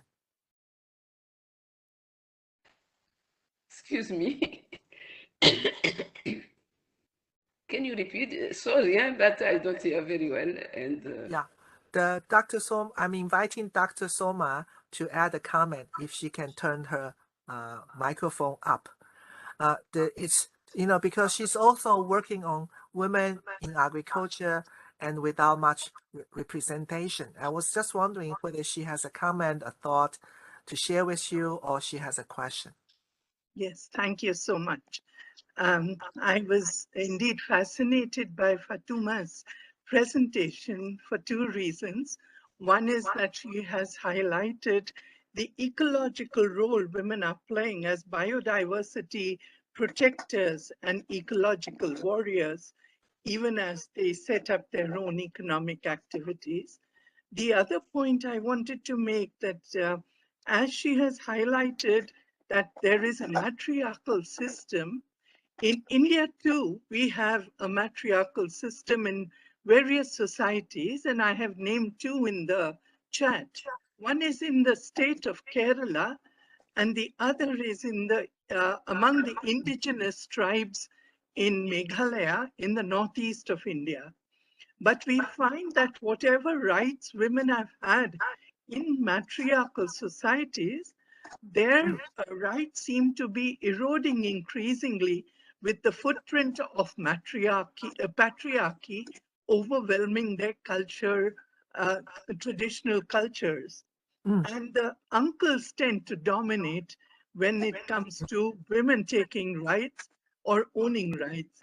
Also, that in the formal system, women seldom get the rights because the formal systems are hugely patriarchal in their understanding of how governance should happen. Yeah. Well, thank you. I would, Fatouma, Yes. do you see that the same phenomenon in the family dynamics also happen in Comoros in terms of while women controls the property and the land and do the productive work, but when men has a bigger voice? Men, I tell you, at the political level, because agriculture is one sector, but there are a lot of sectors. Yeah. And as I tell you, we have a matrilinear system, and the man come in the lady's house, but he come in the lady's house, but he is the chief, of course, of the family, and he takes all the decision. So It is so Okay, same. I understand. even the land and the house of the ladies, he is the chief. So just to tell you that we have a lot of rights, we have very the chance to have a lot of, but women, ils nous étouffent. You understand? Yeah, okay. I think your country report has really nicely illustrated the conflict and the tension between different value systems that operating simultaneously on our society, and that makes it difficult to bring policy to action. And seems like we need to have an even greater conversation about the congruency or coherence between different value systems that are operating and influence our day-to-day life, so that one of the manifestation, as your speech, your presentation illustrated, is in the gender area. Yeah. So I know that you have a flight to catch, and I'm very grateful that you could come in and did your presentation in English. So I look forward to seeing you another time and wish you a lot of success with the international conference that you're organizing. Thank you. I will send you the link of the international summit to organize. Yeah. Okay. Great. So I think we have a very good succession, and I'm still very poor in managing my time, even though I have an alarm clock next to me. So I would like to give the floor to Nurgul now. Nurgul now, to take over. He's the president of the Forum of Women's NGOs of Kyrgyzstan, but her role is not only national, but it's also international. So she has been, being a member of the Global Council of the CSO Partnerships for Development Effectiveness for many years as a steering committee. And of course, SDG is very close to her endeavor, which is not just starting in the 2015, but also way before. So I'd like to invite her to give us a presentation looking at how women can better organize ourselves, sort of in not only in the political arena, but in all the, in the society in general and in community. So floor is yours. Thank you very much. I'm trying, thank you so much. It's a big honor, and I'm trying to fix my, to share my presentation. Maybe from your side, someone can share because I'm still struggling. Okay, well, thank you. We would rely on Jean's good hand to run the slideshow. Yeah, Jean is genius. He was helping me so much. Thank you very much. My name is Nurgul Djanaeva, and I would like to share with you, and I came from Kyrgyzstan. Kyrgyzstan is Central Asia, former part of the very, very old already Soviet Union. And it's in center of Asia. Next slide, please. Let me introduce the organization that I work for. Forum of Women's NGOs was set up many years ago, in 94, registered in 96. Later, after our active engagement in different levels, we got consultative status with ECOSOC. We are working for advancement of women, and we are working not on a project level, we are working at the program level. We work on program on women's political participation, and I was happy to hear that there are a lot of discussion on increasing the impact of women's political voice. We also work on women's economic rights, and was so happy, Licia, that you invited, because it's such an important arena where we should be engaged. And we work on violence against women. Next one, please. When I was invited to this important training, we discussed what I will be discussing, and we approach from the partnership dimension, and we truly believe and very seriously follow the principle of partnership. All our work is based on the partnership and cooperation. It is important that such approach helps to strengthen diverse linkages between rural women, between local authorities, between national parliament, between state bodies, and between women's groups and private sector. It leads to advance women's rights and gender equality at various levels. For example, at rural level, we were trying to integrate gender equality women's rights through mechanisms as rural women's assessment. Actually, local authority, when we partner with local authority, in their plans, there was no actually integration of SDG number 5 in local plans and local strategies and local budgets. So we decided that it would be good to partner with the local authority, with the government on needs assessment. So we are doing it through mechanism rural needs assessment, their analysis and integration of findings into decision making. So rural women are included in decision making and not left behind. Next one, please.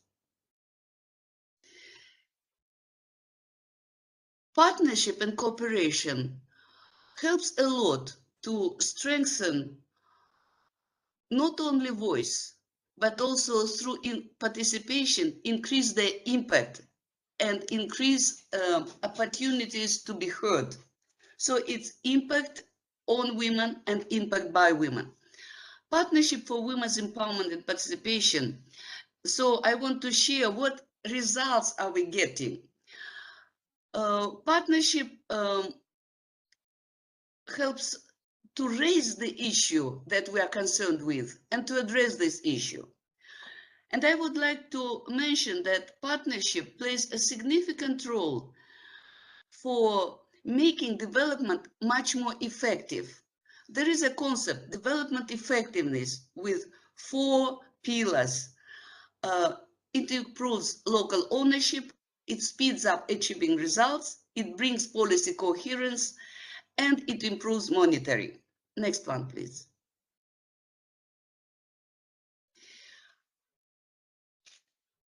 But before I will tell about the very concrete examples of the partnership, I would like to share that we were trying, and because there are a lot of state officials among participants, it is important probably to formalize sometimes partnership. So we were trying to get to some memorandum of understanding, to some partnership. Sometimes it becomes a formal way of work. In many times, it's very informal way of work, but a more cultural tradition of addressing jointly. Several years ago, we started cooperating very strongly with the electoral committee, with parliament, in order to get finally quota for rural elections.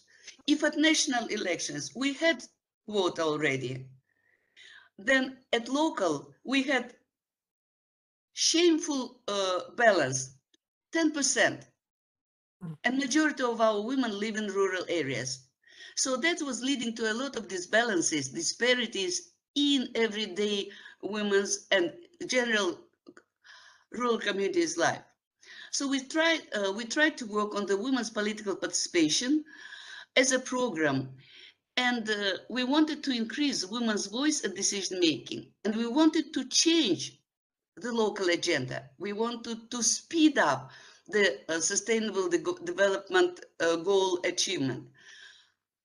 We developed many years ago a program which is long-term and is based on partnership between women's organizations, which is very important, with civil society organizations, but also with state officials. We cooperate with the, we don't have a gender ministry, but there is a department in the Ministry of Social Protection and Labor, which works on women's issues. We cooperate with them. With local governance, we started very deeply cooperate and advance our issues. Implementation of this program helped to increase level of rural women's participation in politics from 10% to 38% last year. And this is a huge, just to show how women's organizations can help state officials, government, parliamentary, local authorities to get better and faster results. It's important to cooperate. We tested in several rural districts, and where we tested our preparation of rural women to electoral processes, we found out in the end that the area where we were focusing, and I'm so proud of this, there were 47% of women in politics in rural elected bodies. And this is even more than the average number in the country. And it is 5 times more than it was. That means that partnership can increase effectiveness of the work 500%, 5 times. And this is important because if you work in local authorities or you work at the governmental level and you really want to bring in gender parity, gender equality, even at the quantitative level, try to engage with women's groups. They have capacity, they have ability, and they have great outreach, and they know how to do this work. A lot of groups, and I was happy to see today Young-Sook, with whom we were many years friends. So this year, last year, we got women into local elected bodies. I want to show the results. After they stepped in, we didn't stop on quantitative, because quantity means a lot. But quality, sometimes a newcomer is very much challenged. So we were simultaneously working on the capacity development. So if you want your people in local policy to be equipped with skills and knowledge and passion for women's empowerment, it is important to work with women's group because they can share and they can help. So we started last year immediately before they were preparing to elections and immediately after election. We started increasing capacity of those elected women to work as elected political body, as a political person. Now we have already results in several, I can't say exactly now because we are still in the process, but we got already quite a number of women who managed to change local agenda. The rural development plans already include clauses about inclusion of women's interest on violence, on economic empowerment, for example, and they managed to include in budget allocation. And this is a victory because we made partnership helps not only to bring women into the political body, but it helps these women and through these women, accountability of the local authorities for taking commitments. First, we try to take commitments. Second, we are trying to make them accountable.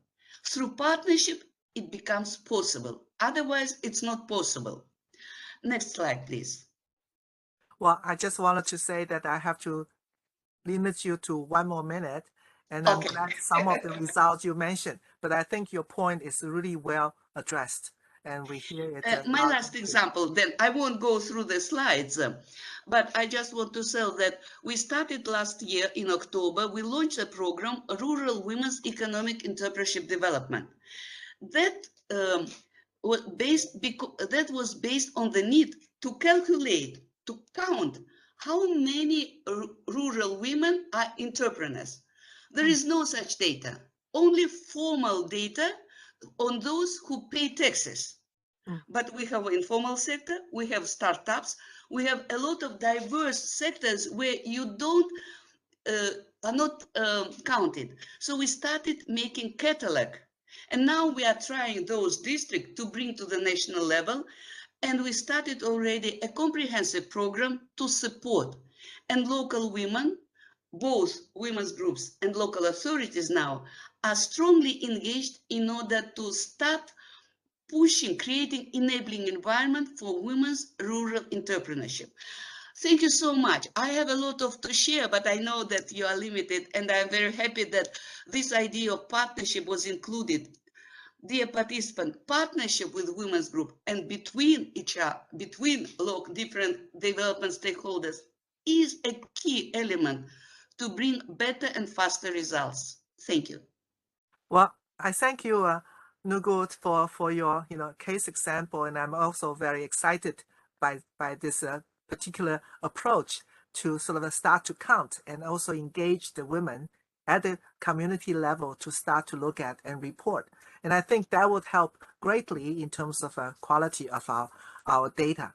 I think there's more to say, but I'm not able to now to take it on the floor. So I encourage you and also other participants to look into the chat and the exchange over there. We would keep all this data and go through it and then make a synthesis out of it. So Nurgul, thank you once again. Partnership 1 is breakable. 2 and 3, we start to become more forceful. So with that, I think it's a great introduction to the next speaker from Kaisu, because she is a young entrepreneur, I would say, because she has been engaged in terms of developing teampreneurship worldwide, and also has been putting words into practice by initiating different social innovations within the context of Mondragon. As you know, Mondragon is one of the large corporations of the world, but at the same time, it's a federation of cooperatives. So it's a very unique construction. And today we are talking about social and solidarity economy, and we need to look further into this particular approach. So floor is yours, Kaisu. Thank you so much, Licia. I'm gonna do my best to share my screen. Let's see. how it goes.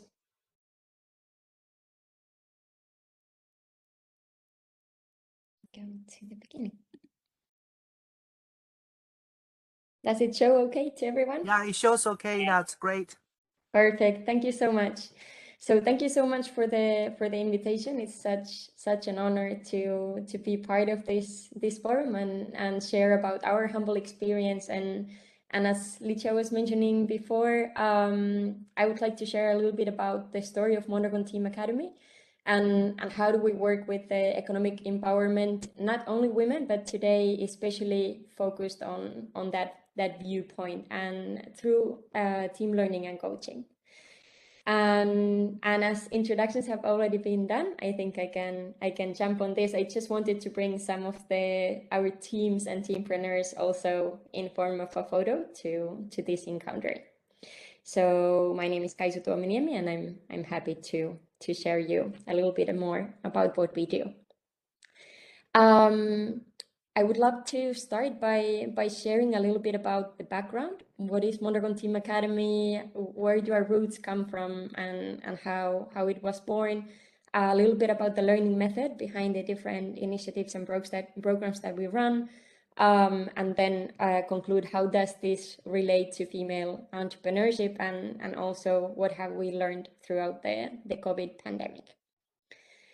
To start with, a little bit about Mondragon Cooperative and Mondragon University, as that's where the whole story started when it comes to Mondragon Team Academy. So Mondragon Cooperative is one of the largest workers' cooperatives in the world, and it has its values really rooted on these human values, and in a way seeing companies and entrepreneurship as a way to transform people, the surroundings, and in a way with this social-driven mission to contribute to others.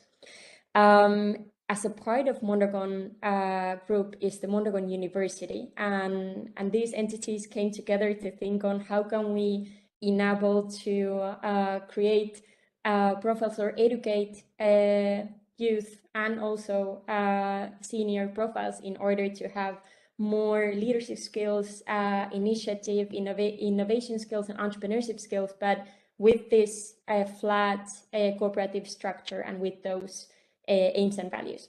And one of the programs that was created then was a program called Entrepreneurial Leadership and Innovation, which is an undergraduate program that in a way empowers that youth to create their own businesses and start to learn by doing.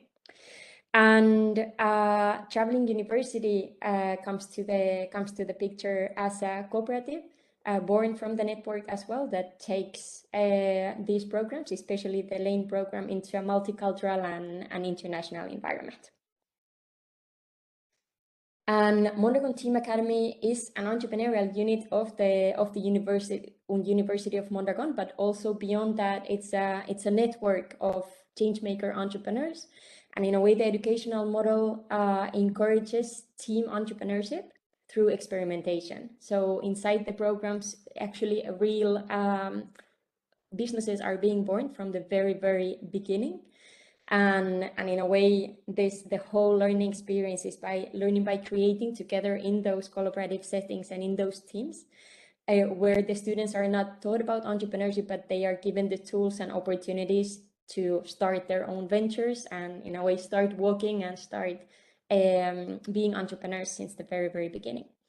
And by the day of today in the international community, we have over 2,500 team entrepreneurs co-creating this global network of social innovation labs together. And maybe to give you an idea, this started in the Basque Country with 21 empowered youth, and nowadays has grown into a bigger network. The purpose of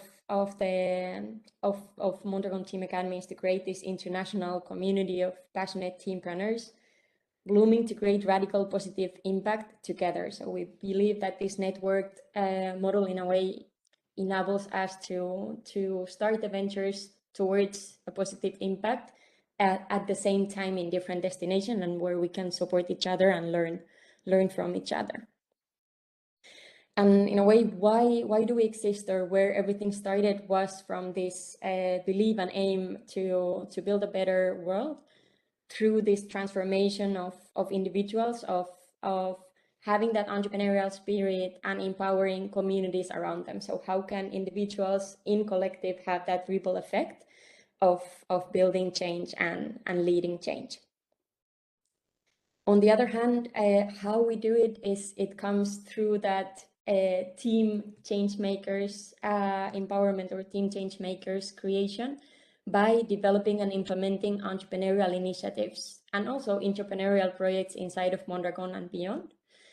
And also through creating these learning laboratories in different places that then can be interconnected to a learning ecosystem. So that's what we call in a way those social innovation ecosystems.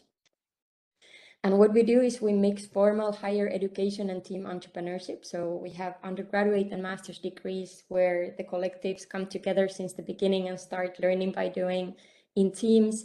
On the other hand, we have been also working with corporates on how can they start this team and collaborative learning within. And one important aspect is also collaboration programs with other partners that align with values. That one of the recent ones was from the World Organization of Scouts Movement, Africa region, together with the Mondragon Team Academy to empower social entrepreneurship in the youth of different members of Africa. A little glance to the history. I'm not going to go too deep on this. I know we don't have enough time, but just to give you a little idea, by the day of today, Mondragon Team Academy has already 14 years. But throughout these years, there has been, in a way, this progress year by year on how everything started with those 21 empowered youth, on how nowadays it also already has another scale with different partner organizations, and in a way taking this to a new scale. And nevertheless, the keys behind the learning model, or the keys on how can we empower this team and collaborative entrepreneurship, still remain the same as in the very beginning. That from one side, Mondragon Team Academy was inspired by a Finnish education model coming from Tiimi Akatemia Finland that embraces the collaborative and experiential learning, and also the fact of the teachers or educators having this more of a team coaching and facilitative role on making sure that the collective learns from each other, and putting a lot of emphasis on that remain.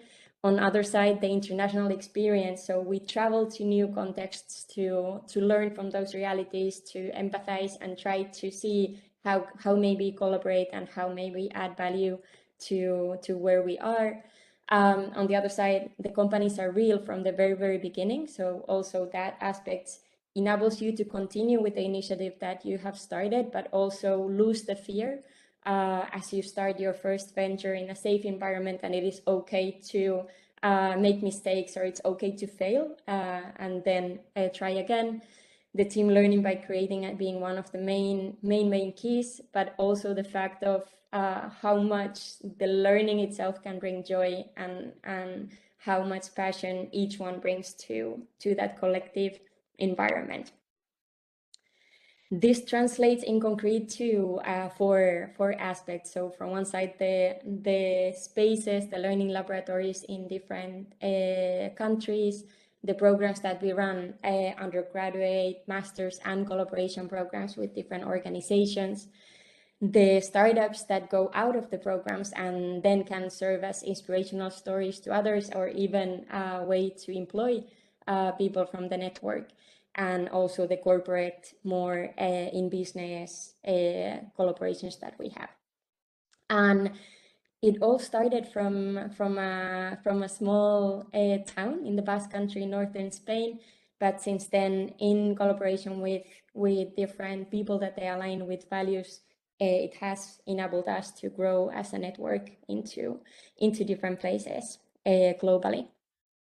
And a little bit about where are we now. So there has been over 100 team companies founded as a network, and 2,500 team entrepreneurs and leaders impacting in their surroundings in these different places that we saw before.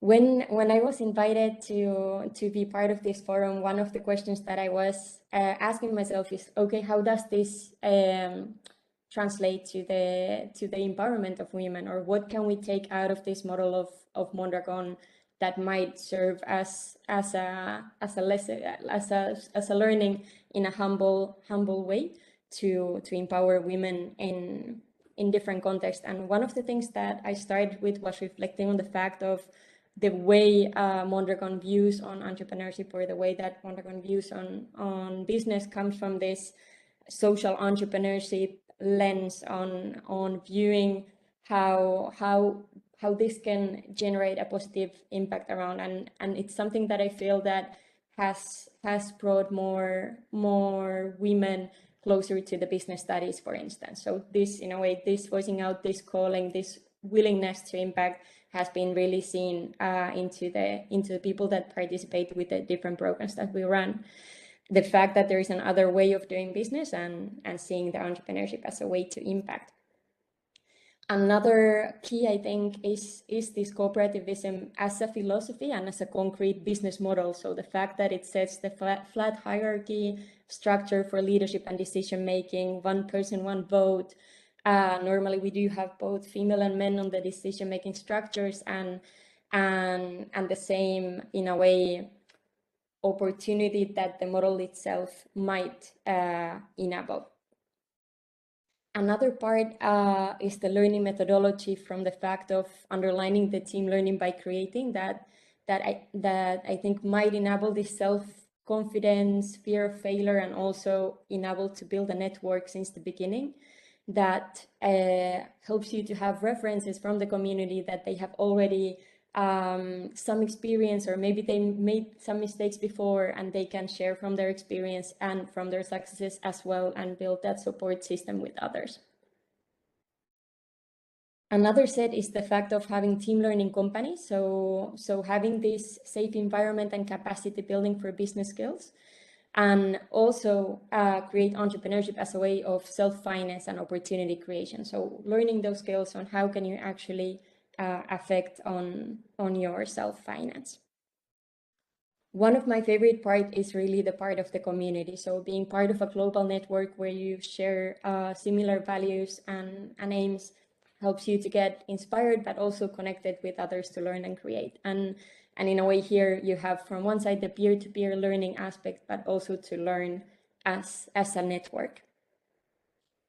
And one more key, I think, is aim that we have, but that we also struggle, is the fact on how to create equal opportunities to start in the program, in the sense of we already collaborate with some key stakeholders to enable opportunities for more people, no matter the background, to access university and access educational programs in general. But we do feel that there's a lot to work on this ground still.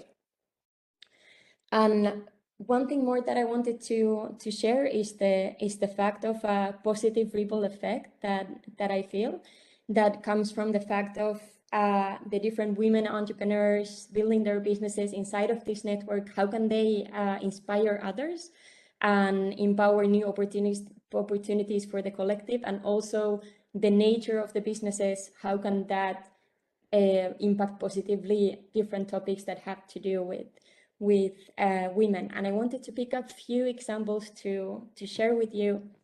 That from one side we have Jingo, for example, that we have two of our teampreneurs currently in Kenya running. So I will need to remind you 2 minutes. Okay, 2 minutes. Perfect. I will speed up. Thank you, Licia. So we have Ivy and Mayalen voicing teen pregnancy in Kenya, for example. Eider and Beatriz working on empowerment of senior citizens, and Anya and Lucia, for example, working on sex education as one of maybe of a taboo topic that also has effect on inspiring females in our community. And as a last question, I was asked which have been maybe different lessons learned through COVID pandemic, and I just put on a few examples of maybe things that we learned, but there is a lot that were also in terms of challenges. But some of some small humble steps that we implemented was enabling asynchronous learning contents so that people could learn at their pace from the different places that they were at, implementing platform-based learning structures and programs, in that sense, empowering the local communities in the different places, joining forces as a network to cross events and mentor each other from across borders, travel from home, in a way, implementing different things that people could show their local realities, and so that we could learn even being distant, and enabling that peer-to-peer collaboration and communication through both online and offline spaces. But a lot of challenges still remain, but I just wanted to pick a few examples that I wanted to share with each one of you. And that's our humble experience and some of the lessons that we learned. Thank you so much for listening. Well, thank you very much, Kaisu, for a very, interesting and intriguing presentation. And many of your points need to be unpacked a bit more, because it's also resonate very well in terms of yesterday's session when we were talking about SDG 4 and quality education, how to make sure that learning leads to, concrete outcomes and impact on individuals' life and opportunities and so on. So, that is a really nice echoing effect. And Amanda mentioned in the chat that, the peer-to-peer learning and coaching are very powerful tools for entrepreneurship development. So I think, we would really need to look at the case examples and understand them better. Before you go off and I introduce the next speaker, I would just have one short question. The second question that I already posed before is that SDG and 2030 agenda is about leaving nobody behind. So the question, which is a little bit pushy, but I'm just wondering what can be learned from the Team Academy to take it to the informal sector, so that women who might not have the prior education that could actually reach the bachelor's and get into a master level study can also benefit, from peer learning and structured coaching arrangement. Maybe these are the policies that government can consider. But I was just wondering whether in your travel and encounter with all the entrepreneurs around the world, what do you think about that? How can we help to the informal sector, especially women, to sort of through mutual support for learning, and can actually make their business a little bit more sustainable rather than just subsistence? Yes, I think it's definitely a challenging question, but I think one of the programs that I've been really enjoying lately is the one that was run with the World Organization of Scouts Movement and Africa region, that gathered together social entrepreneurs of Africa from different regions. And there, in a way, the core or the heart, the thought is that then these entrepreneurs can start communities on where they live and support others to learn the same skills that they have learned. So I would love to empower, in a way, that sort of ripple effect to happen in different communities, and how could we gather communities to learn from each other, because I'm sure that there is always, maybe even building on that old wisdom of mentor and mentee, on how can we start those sort of women communities or gatherings where people can teach each other and share their knowledge. Well, I know that you have been an entrepreneur within, the structure, and initiate some of these social labs and programs. So, I'm looking forward to learn more of your thoughts and also initiative, in this area of innovation. I also wanted to ask you to put the link of this particular example that you gave in the chat, so later on we can follow up on that. So I wanted to thank you, Kaisu Tuominiemi. I'm getting there. Thank you so much. Yes. for your very, very excellent presentation and sharing with us, especially as the youngest member of our panel. So with that, I would shift and give the floor to Dr. Soma Kishore Parthasarathy. I think Dr. Soma KP will be Soma much is easier fine. for my Chinese tongue. Yeah. And I want to thank you for being with us, because with your very long sort of a journey in trying to help the underprivileged population in India, to as a way to find equity and parity and opportunities in their life. So Dr. Soma is a policy analyst, specialist on gender and development, and evaluator and advisor. And also, very importantly, he's the founder of Women Farmers' Right Forum, Forest Agroecology, Common Rights. And I think you are touching on both a very delicate issue about women's rights, but at the same time, women's contribution to the conservation and protection of our ecosystem. So, the floor is yours, and we're listening. Thank you so much. I'm indeed privileged to be here among such erudite speakers and a vast, rich experience, and to be able to present our humble efforts to organize women in the farming community in India. And when we say farmers, I'm going to try and share my screen now. Is it visible? Is my screen visible? Yes, it is, but you have to roll back a bit. I just put it on slide, Okay. full slide. Yeah. Yeah. Put on slideshow, please. Right. Is that okay? Is it visible now? Yes. Thank you. Thank you so much for having me here. And I'm so excited with all that I have learned from my co-panelists and their insights into their experiences. Nurgul, I'd love to talk to you more about political participation. As I move into the presentation here, I would love to share with you how the women from our economic empowerment processes have engaged with the political processes to plan for resource management and for the knowledge that they hold to be integrated into knowledge systems in the economy. So COVID relief. Let me share first what the whole process for us has meant in the period of COVID. In India, as you know, 79% of women are engaged in agriculture and allied activities, as against 63% of men from the population.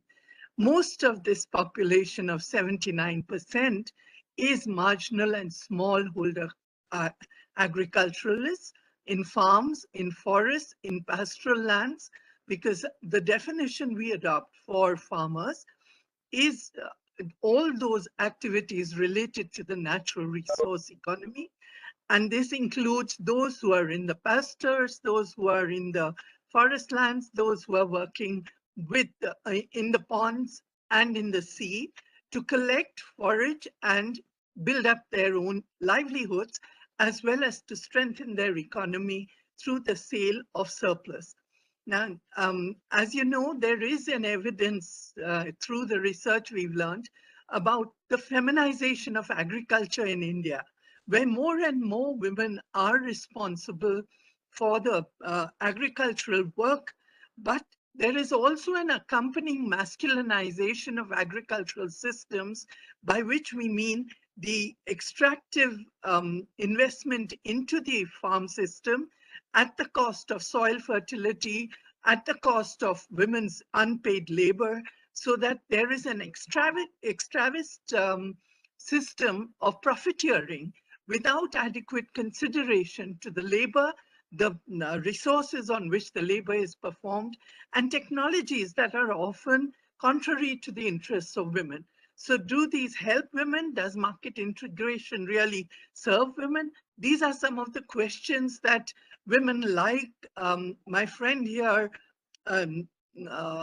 Norti Bai, raised during our discussion. She is a member of the local democratic decentralized decision-making process. She was an elected member in the last election, but this time she did not get elected, and she continues to do the work she was doing. She asked the question that even while we are working, we are not recognized as workers, as holders of the economy. Actually, we are the spine of the economy, but we are considered as marginal. We are considered as subsistence practitioners, whereas we are also looking at ways of making ends meet for our households as well as for the market. So how do we balance these activities? And most importantly, the question of land ownership and resource rights, which you raised right in the beginning as an issue for the survey. That is very important in the context of rural marginalized working women in India. For them, life, livelihoods, and everything that goes with it is based on their access to the resources. Indeed, their food, their survival is dependent upon the access to the natural resources around them. Many of them don't own land, so they're dependent on the commons, on the social solidarity economy, as well as a sharing of those resources to earn a small income. And when these are denied, captured, or practices that destroy these resources are undertaken in their vicinity, they often have to grapple with the struggle for survival, the struggle for displaced migrants, and this was most explicit during the COVID period. So we find that many organizations have raised the issues that I'm talking about today.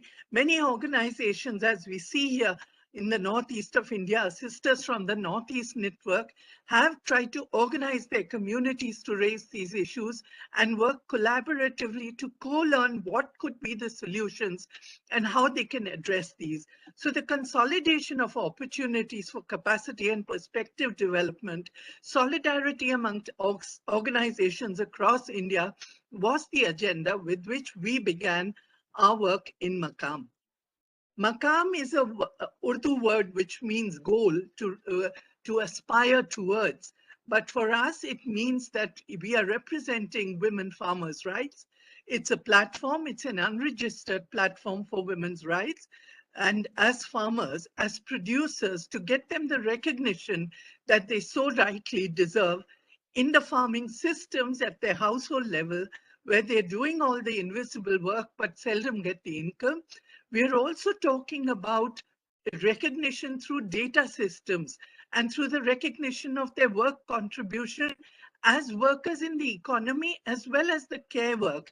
And the care work we are talking about is not only about the work to maintain the household and the cattle and the economy of the household, but also the ecological care work that they do in the protection of farming systems, in the maintenance of soil fertility, in the maintenance of forest biodiversities, which is an issue that Elana also spoke about and I was excited about. So our focus is on recognition, on capacity enhancement so that they are able to represent their issues. We believe that the practices that women have already in their traditional basket of activities can be enhanced through appropriate technological innovation, but not of the kind that is destructive to the environment and extractive from the people who are producing to the market systems. We believe in capacity enhancement so that they can represent their own interests as well as protect their own rights. And amongst the rights we are talking about is land rights. As many of you would be aware, only about 14% of women own land in their name. Many of these are actually just notional land rights because the family transfers land in their name in a small margin because that gives them some discounts in the taxation system when they register the land in the name, but in their name, but actually the land is held by the men. The entitlements, therefore, because they don't own the land, very often they are left out of the entitlement regimes. For instance, the government has introduced something called the Enam process, which I'm sure a speaker on the 4th day will be talking about. And we also have the e-Shram card, which is, and the Kisan credit card, which are all recognition of farmers, but none of these register women yet. And we are in the campaign to build up a recognition of women and register them in each of these so that they get access to technologies, training, institutional care, and recognition for the work they do. So the themes that we work on are gender disaggregated data and calling for gender budgeting, recognition and land rights for women in their names, especially for single women, because there is at least 20%, in our estimation, about 24% of rural households are headed by women. And if they are not entitled to the land that they work on, then their situation is very vulnerable. That means 1 in 4 households in rural areas. And amongst these, there are many households where the male members have committed suicide due to the burden of debt or due to the entrapment of their lands by the loan sharks. So farmer suicides has become a common woe in areas, especially where there is commercial cropping happening. And amongst the small and middle farm owners, they have been compelled to suicide, while the women are left behind to manage the debt, as well as manage the patriarchal control of their families, as well as they manage the work on their fields and the future of their children. So we work particularly with them as a segment, as well as with women forest dwellers who are working the land and maintaining the forest, but are seldom recognized for the knowledge they hold and the work they do to manage the ecological balance and the biodiversities in their vicinity. Now, how did this whole process, going to the topic that I have been given to speak about, women's collectives, how have women's collectives evolved in India? We know that in the 50s, after independence, there were unions that were formed by organizations like SEWA, Self-Employed Women's Association and Working Women's Forum, formed unions, but mostly in the urban areas for working class women. The first rural cooperatives that came up were really around milk dairy cooperatives and producers for Licia papad, for instance, which is a pancake cracker that is often used with the food in rural households and in urban. And these models of organizing women gave the government the recognition that women in informal groups are producers, they need to be recognized and need to be organized. So the government, in fact, and I was working with the government at that time, in the early 80s started forming the Dwakra groups. Development of women in rural, children in rural areas became a thematic area for the government to pursue through the Rural Development Ministry, the organizing of women into SHG groups, or rather Dwakra groups as the pre-SHG groups were called. And many NGOs at that time also undertook this project with government support and evolved what they called the SHG system. And Mahila was the first organization to do that and to throw up a model that could be adopted for a larger scale of organizing women, first into rural, small informal groups where they were practicing thrift and credit right from the 70s, and then to federate them into larger organizations, which organizations like Mahila, SSP, Pradhan and others have shown us can be a bankable and a viable economic entity to undertake economic activities collectively. After this period, when the NABARD is the Bank for Rural Development in India, which is government supported, the NABARD bank undertook a support program for these self-help groups and provided them the recognition as bankable institutions. And thereafter, we have a large number of organizations such as Dan Foundation, Pradhan. You can go to their websites and find out what they're doing if you haven't already heard about their work. But most of these organizations were working from a microcredit lens. very few were actually working from a feminist lens to organize women for holistic empowerment. And here I'm naming a couple of organizations that have in fact focused on a feminist approach. Anandi in Gujarat is one such organization. Deccan Development Society is another. Deccan Development Society is famous for the Dalit women, who are the most downtrodden, supposedly untouchable groups, organizing themselves first for land rights, then for seed rights, protecting their own seeds, and making the infertile land in their area fertile enough for them to be able to till the land and manage their own food security. And now they produce a surplus which their federation markets to the economy, but on their terms and of the produce that they choose to grow, which is largely millets and food for consumption rather than for the market system based on the commercial cropping methods. We also find a large number of MFI interventions, which is microfinance interventions, which have led to the proliferation of self-help groups across the country. But that's a debate for another time because there are many problems with that. Some of it is documented in my research, which I will point you to in the last slide, but here I don't want to spend my time on that.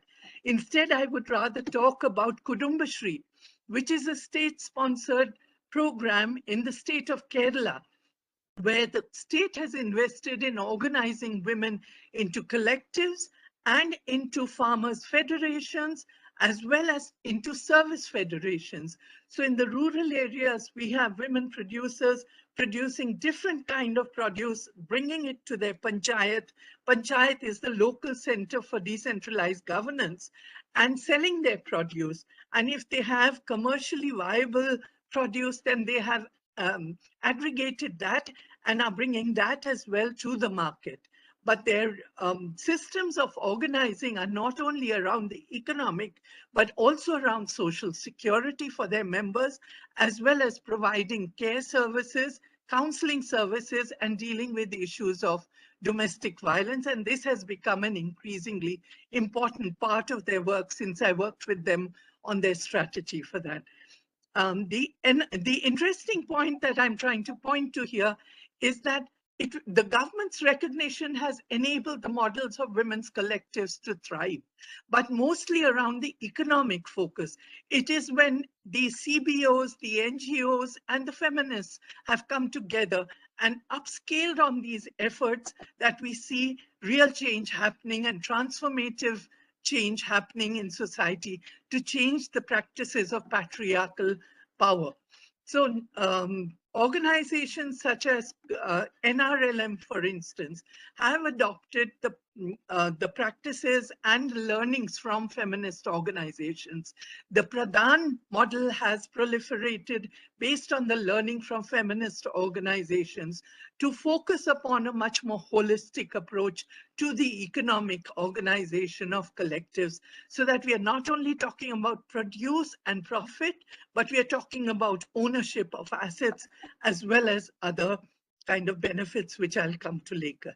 So the group farming collectives, which Bina Agarwal has recently written about in Kerala, have actually given us a model, and these exist in Tamil Nadu as well, and are very interesting in the sense that the land that's lying fallow in the rural areas because people have migrated either to the Gulf areas or to the other urban areas in their vicinity, those lands have been taken over by marginal women on small leases and lease arrangements with the local owners.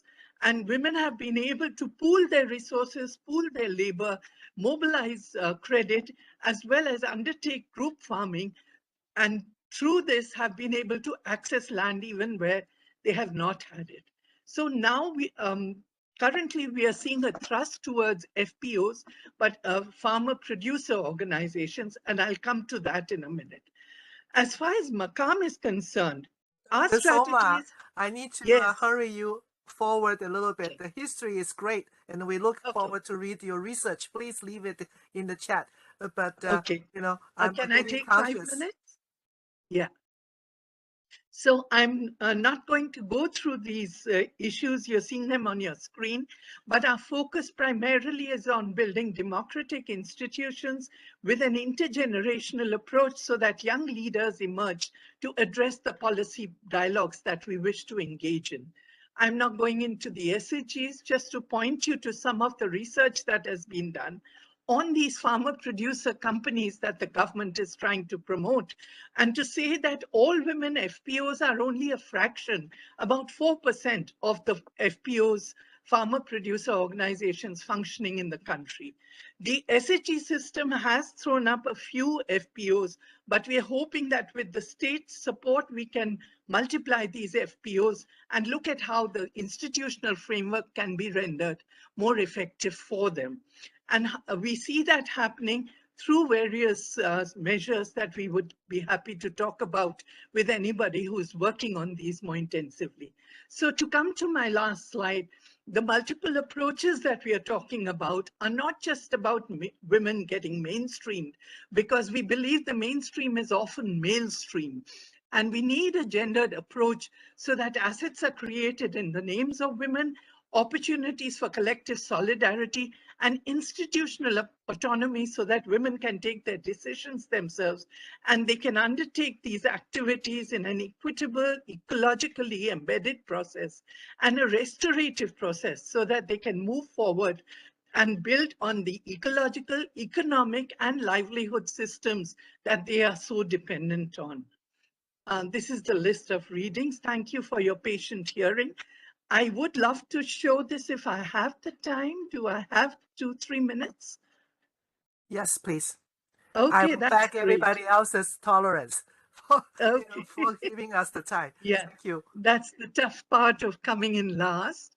But I would love to leave you with some images that are of the women who've been working as a collective in the tribal areas, the indigenous areas of central India, and collectivizing for their strength and for their community-based management of natural resources and organizing themselves for collective marketing as well as value addition. So You mean please this go is ahead. the YouTube video? Yes, yes. Okay. We might not Please be go able to ahead. see the whole thing. We can see Yes, we can just a see little about bit, the 3 key minutes. bit, and then with the link, we will go and follow it through. Yeah, I've queued it at a point where it would be possible. Yeah, please go ahead.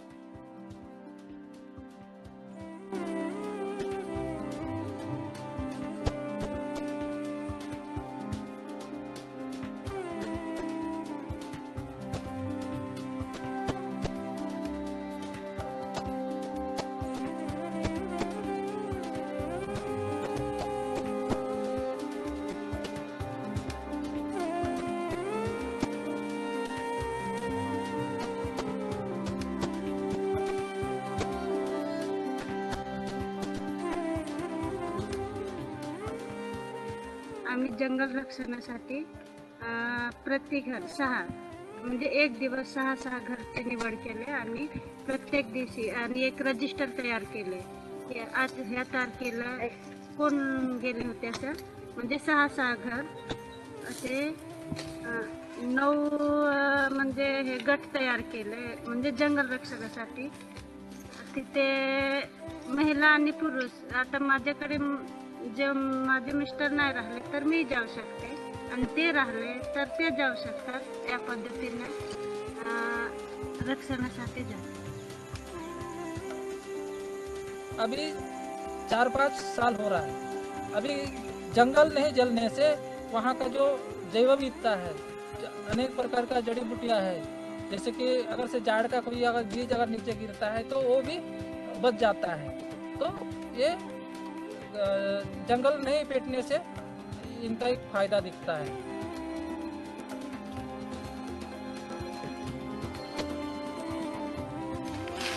हे वाघाचं गुहा आहे. याच्यामध्ये वाघ पण राहते आणि पिले पण राहतात. आम्ही कधी गस्तासाठी येतो, जंगल गस्तासाठी, तेव्हा कधी कधी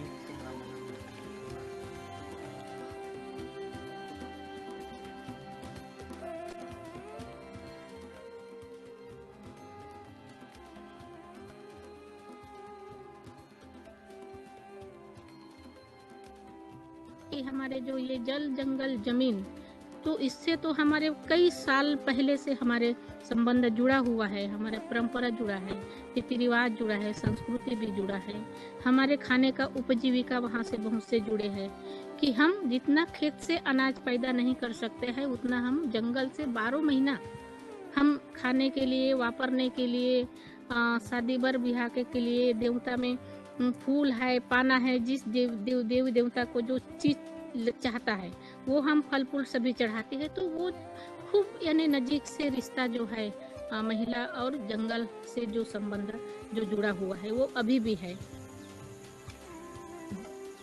जंगल जो है तो हम है तो जंगल है।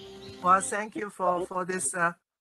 Yeah, very just to touching. say that this group is now organizing for value addition to the produce from the forest, Yeah. and are looking to build up a solidarity network around non-timber forest produce. Thank you. Dr. Soma, thank you very much for bringing another another dimension of the partnership. It's between man and the earth and the environment. And so we cannot survive if our earthship somehow is totally damaged and can no longer generate itself. And I also want to thank you for bringing, because we don't have time to do justice to your presentation, and I apologize for that. However, I do want to thank you for bringing the history. And I forgot who said it, is that if we forget our history, we cannot really, sort of have a vision into our future. So I think, it is important to remind all of us that how little the progress has been made to make our society more inclusive and more gender equitable. It has been built on a long way of, I use the word struggle, because in many ways it is a struggle, it is a conflict, it's a fight. So I thank you for bringing that wisdom. Just one point that I wanted to emphasize. Very often when we talk of entrepreneurship, we talk about a venture which we are putting together for communities at the margins, assetless communities. Every day is an entrepreneurship struggle. Survival itself is an entrepreneurship struggle. And for them, it's livelihoods, it's the ecosystem, and their own ability to produce a surplus. Income is not as important as what they can use from the land for their subsistence. And I think it's important to keep that in balance when we promote entrepreneurship and bring them into a cash economy. Is that all that we are looking for as a human race, the earning of income and profit? Or are we also looking at well-being and a balance between nature and human enterprise to continue to restore nature and live with nature through well-being rather than profit? Thank you. I don't think I can say it better than you have already done. And I think these are very wise words for the policymakers who are among us today when they thinking about the policies and the necessary practice, mechanisms, and actions that need to take place in order to advance SDG 5, which reads, achieve gender equity and empower women, all women and girls. And I would like to sort of close my role today by saying, when we talk about gender equity, we are actually talking about all marginalized groups, men and women, able-bodied or disabled body, advantaged people or disadvantaged people. We all need to find a balance between our own self and our external environment. And I think, our expectation of government is to say, help us by creating the enabling condition so that we can have, as the Professor Singh like to say, equal opportunity and capability to utilize these opportunities in realizing our potential. I don't think I quoted it very elegantly, but I think that's the important message. So we are, even though we are talking about SDG 5, seems like it's only for women, but we're actually addressing a broader issue where discrimination happens, and how can we readdress readdress them. accordingly. And I look forward to read your research and your papers and stay in conversation, not only with Dr. Soma, but with all the panelists who joined me today, and by presenting a broad panorama of activities that women are engaged in, women entrepreneurs and innovators and leaders around the world are engaged in. So I thank you very much for being with us. And I also thank the participants, the 70 participants who stayed with us until now, because we ran half an hour over time, and some of them probably have to leave because of other obligations. And I also want to thank the staff of UNOSD for staying with us, because in Korea it's very late. So thank you all, and just have one last house cleaning announcement. We have a small evaluation. The purpose is trying to take this conversation a little step further, so in the future when we design similar training programs, that we can address them better. So please do look at these evaluation forms and send in your answers. So floor, I will turn the microphone to Dr. Jean Daragon to have the final words. Thank you, Licia. Ladies and gentlemen, I will be brief, and then just to close this meeting. So I don't want to steal your precious time. We already went beyond the normal time schedule for this session. So this session was a very good session of the executive training course for policymakers on the 2030 agenda for sustainable development, looking at goal 4 on gender equality. I'd like to thank the speakers for their very informative presentation. I'd like to thank Her Excellency Young-Sook, Ambassador for Gender Equality, Ministry of Foreign Affairs, Republic of Korea, Chair of the International Solidarity Center, Korean Women Association, Ms. Amanda Elam, a fellow at the Babson College and lead author of the Women Entrepreneurship Report 2020-21, Ms. Gitanjali, Strategy and Policy Coordinator, International Telecommunication Union, IUTU, Ms. Fatouma Abdallah, Project Coordinator, Ministry of Environment, the Comoros, Ms. Nurgul Djanaeva, President of the Forum of Women of NGOs, Kyrgyzstan, Ms. Kaisu Tuominiemi, Mondragon Team Academy, and Ms. Soma Kishore Parthasarathy at the Mahila Kisan Adhikar Manch, MAKAAM, Women's Farmer Rights Forum, Forest Agroecology, Common Rights in India. I personally learned a lot from all the speakers today. And I'm so grateful for, and also humbled by, listening to your sharing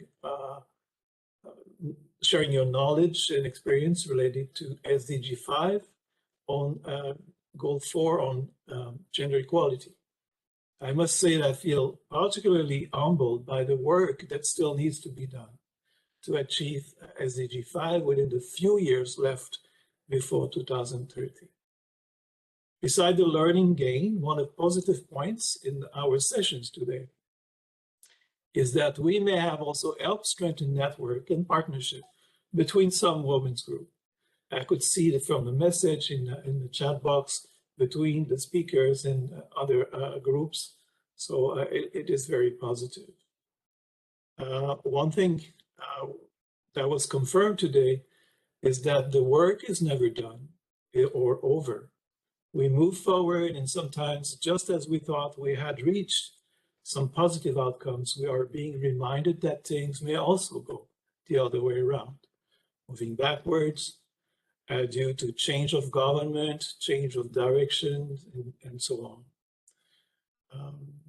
So now I would like to thank all the participants who joined us for this second session of the executive training for policymakers on the 2030 agenda for Sustainable Development. Please join us tomorrow, 13th of April. We have another important session of the forum, which will be dedicated to Goal 14 on life below water.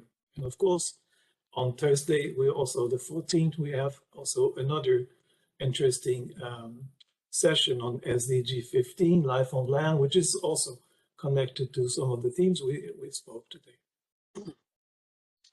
I need to warn you again, maybe, to go back to the webpage to find the link for the session tomorrow, because the link you used today will not work for the session tomorrow.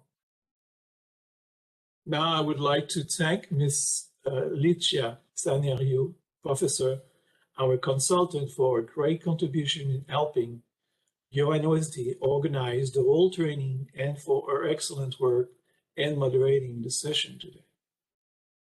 And of course, I cannot forget, I would like also to thank all the UNOSD staff and interns who work very hard behind the scene to make this session run smoothly. The flip side of their work is that we don't feel their presence exactly because they are performing their work very well. And finally, I would like to thank you all again. I'd like to wish you a good day, evening, or night, depending where you are, and I hope to see you tomorrow. Thank you very much again.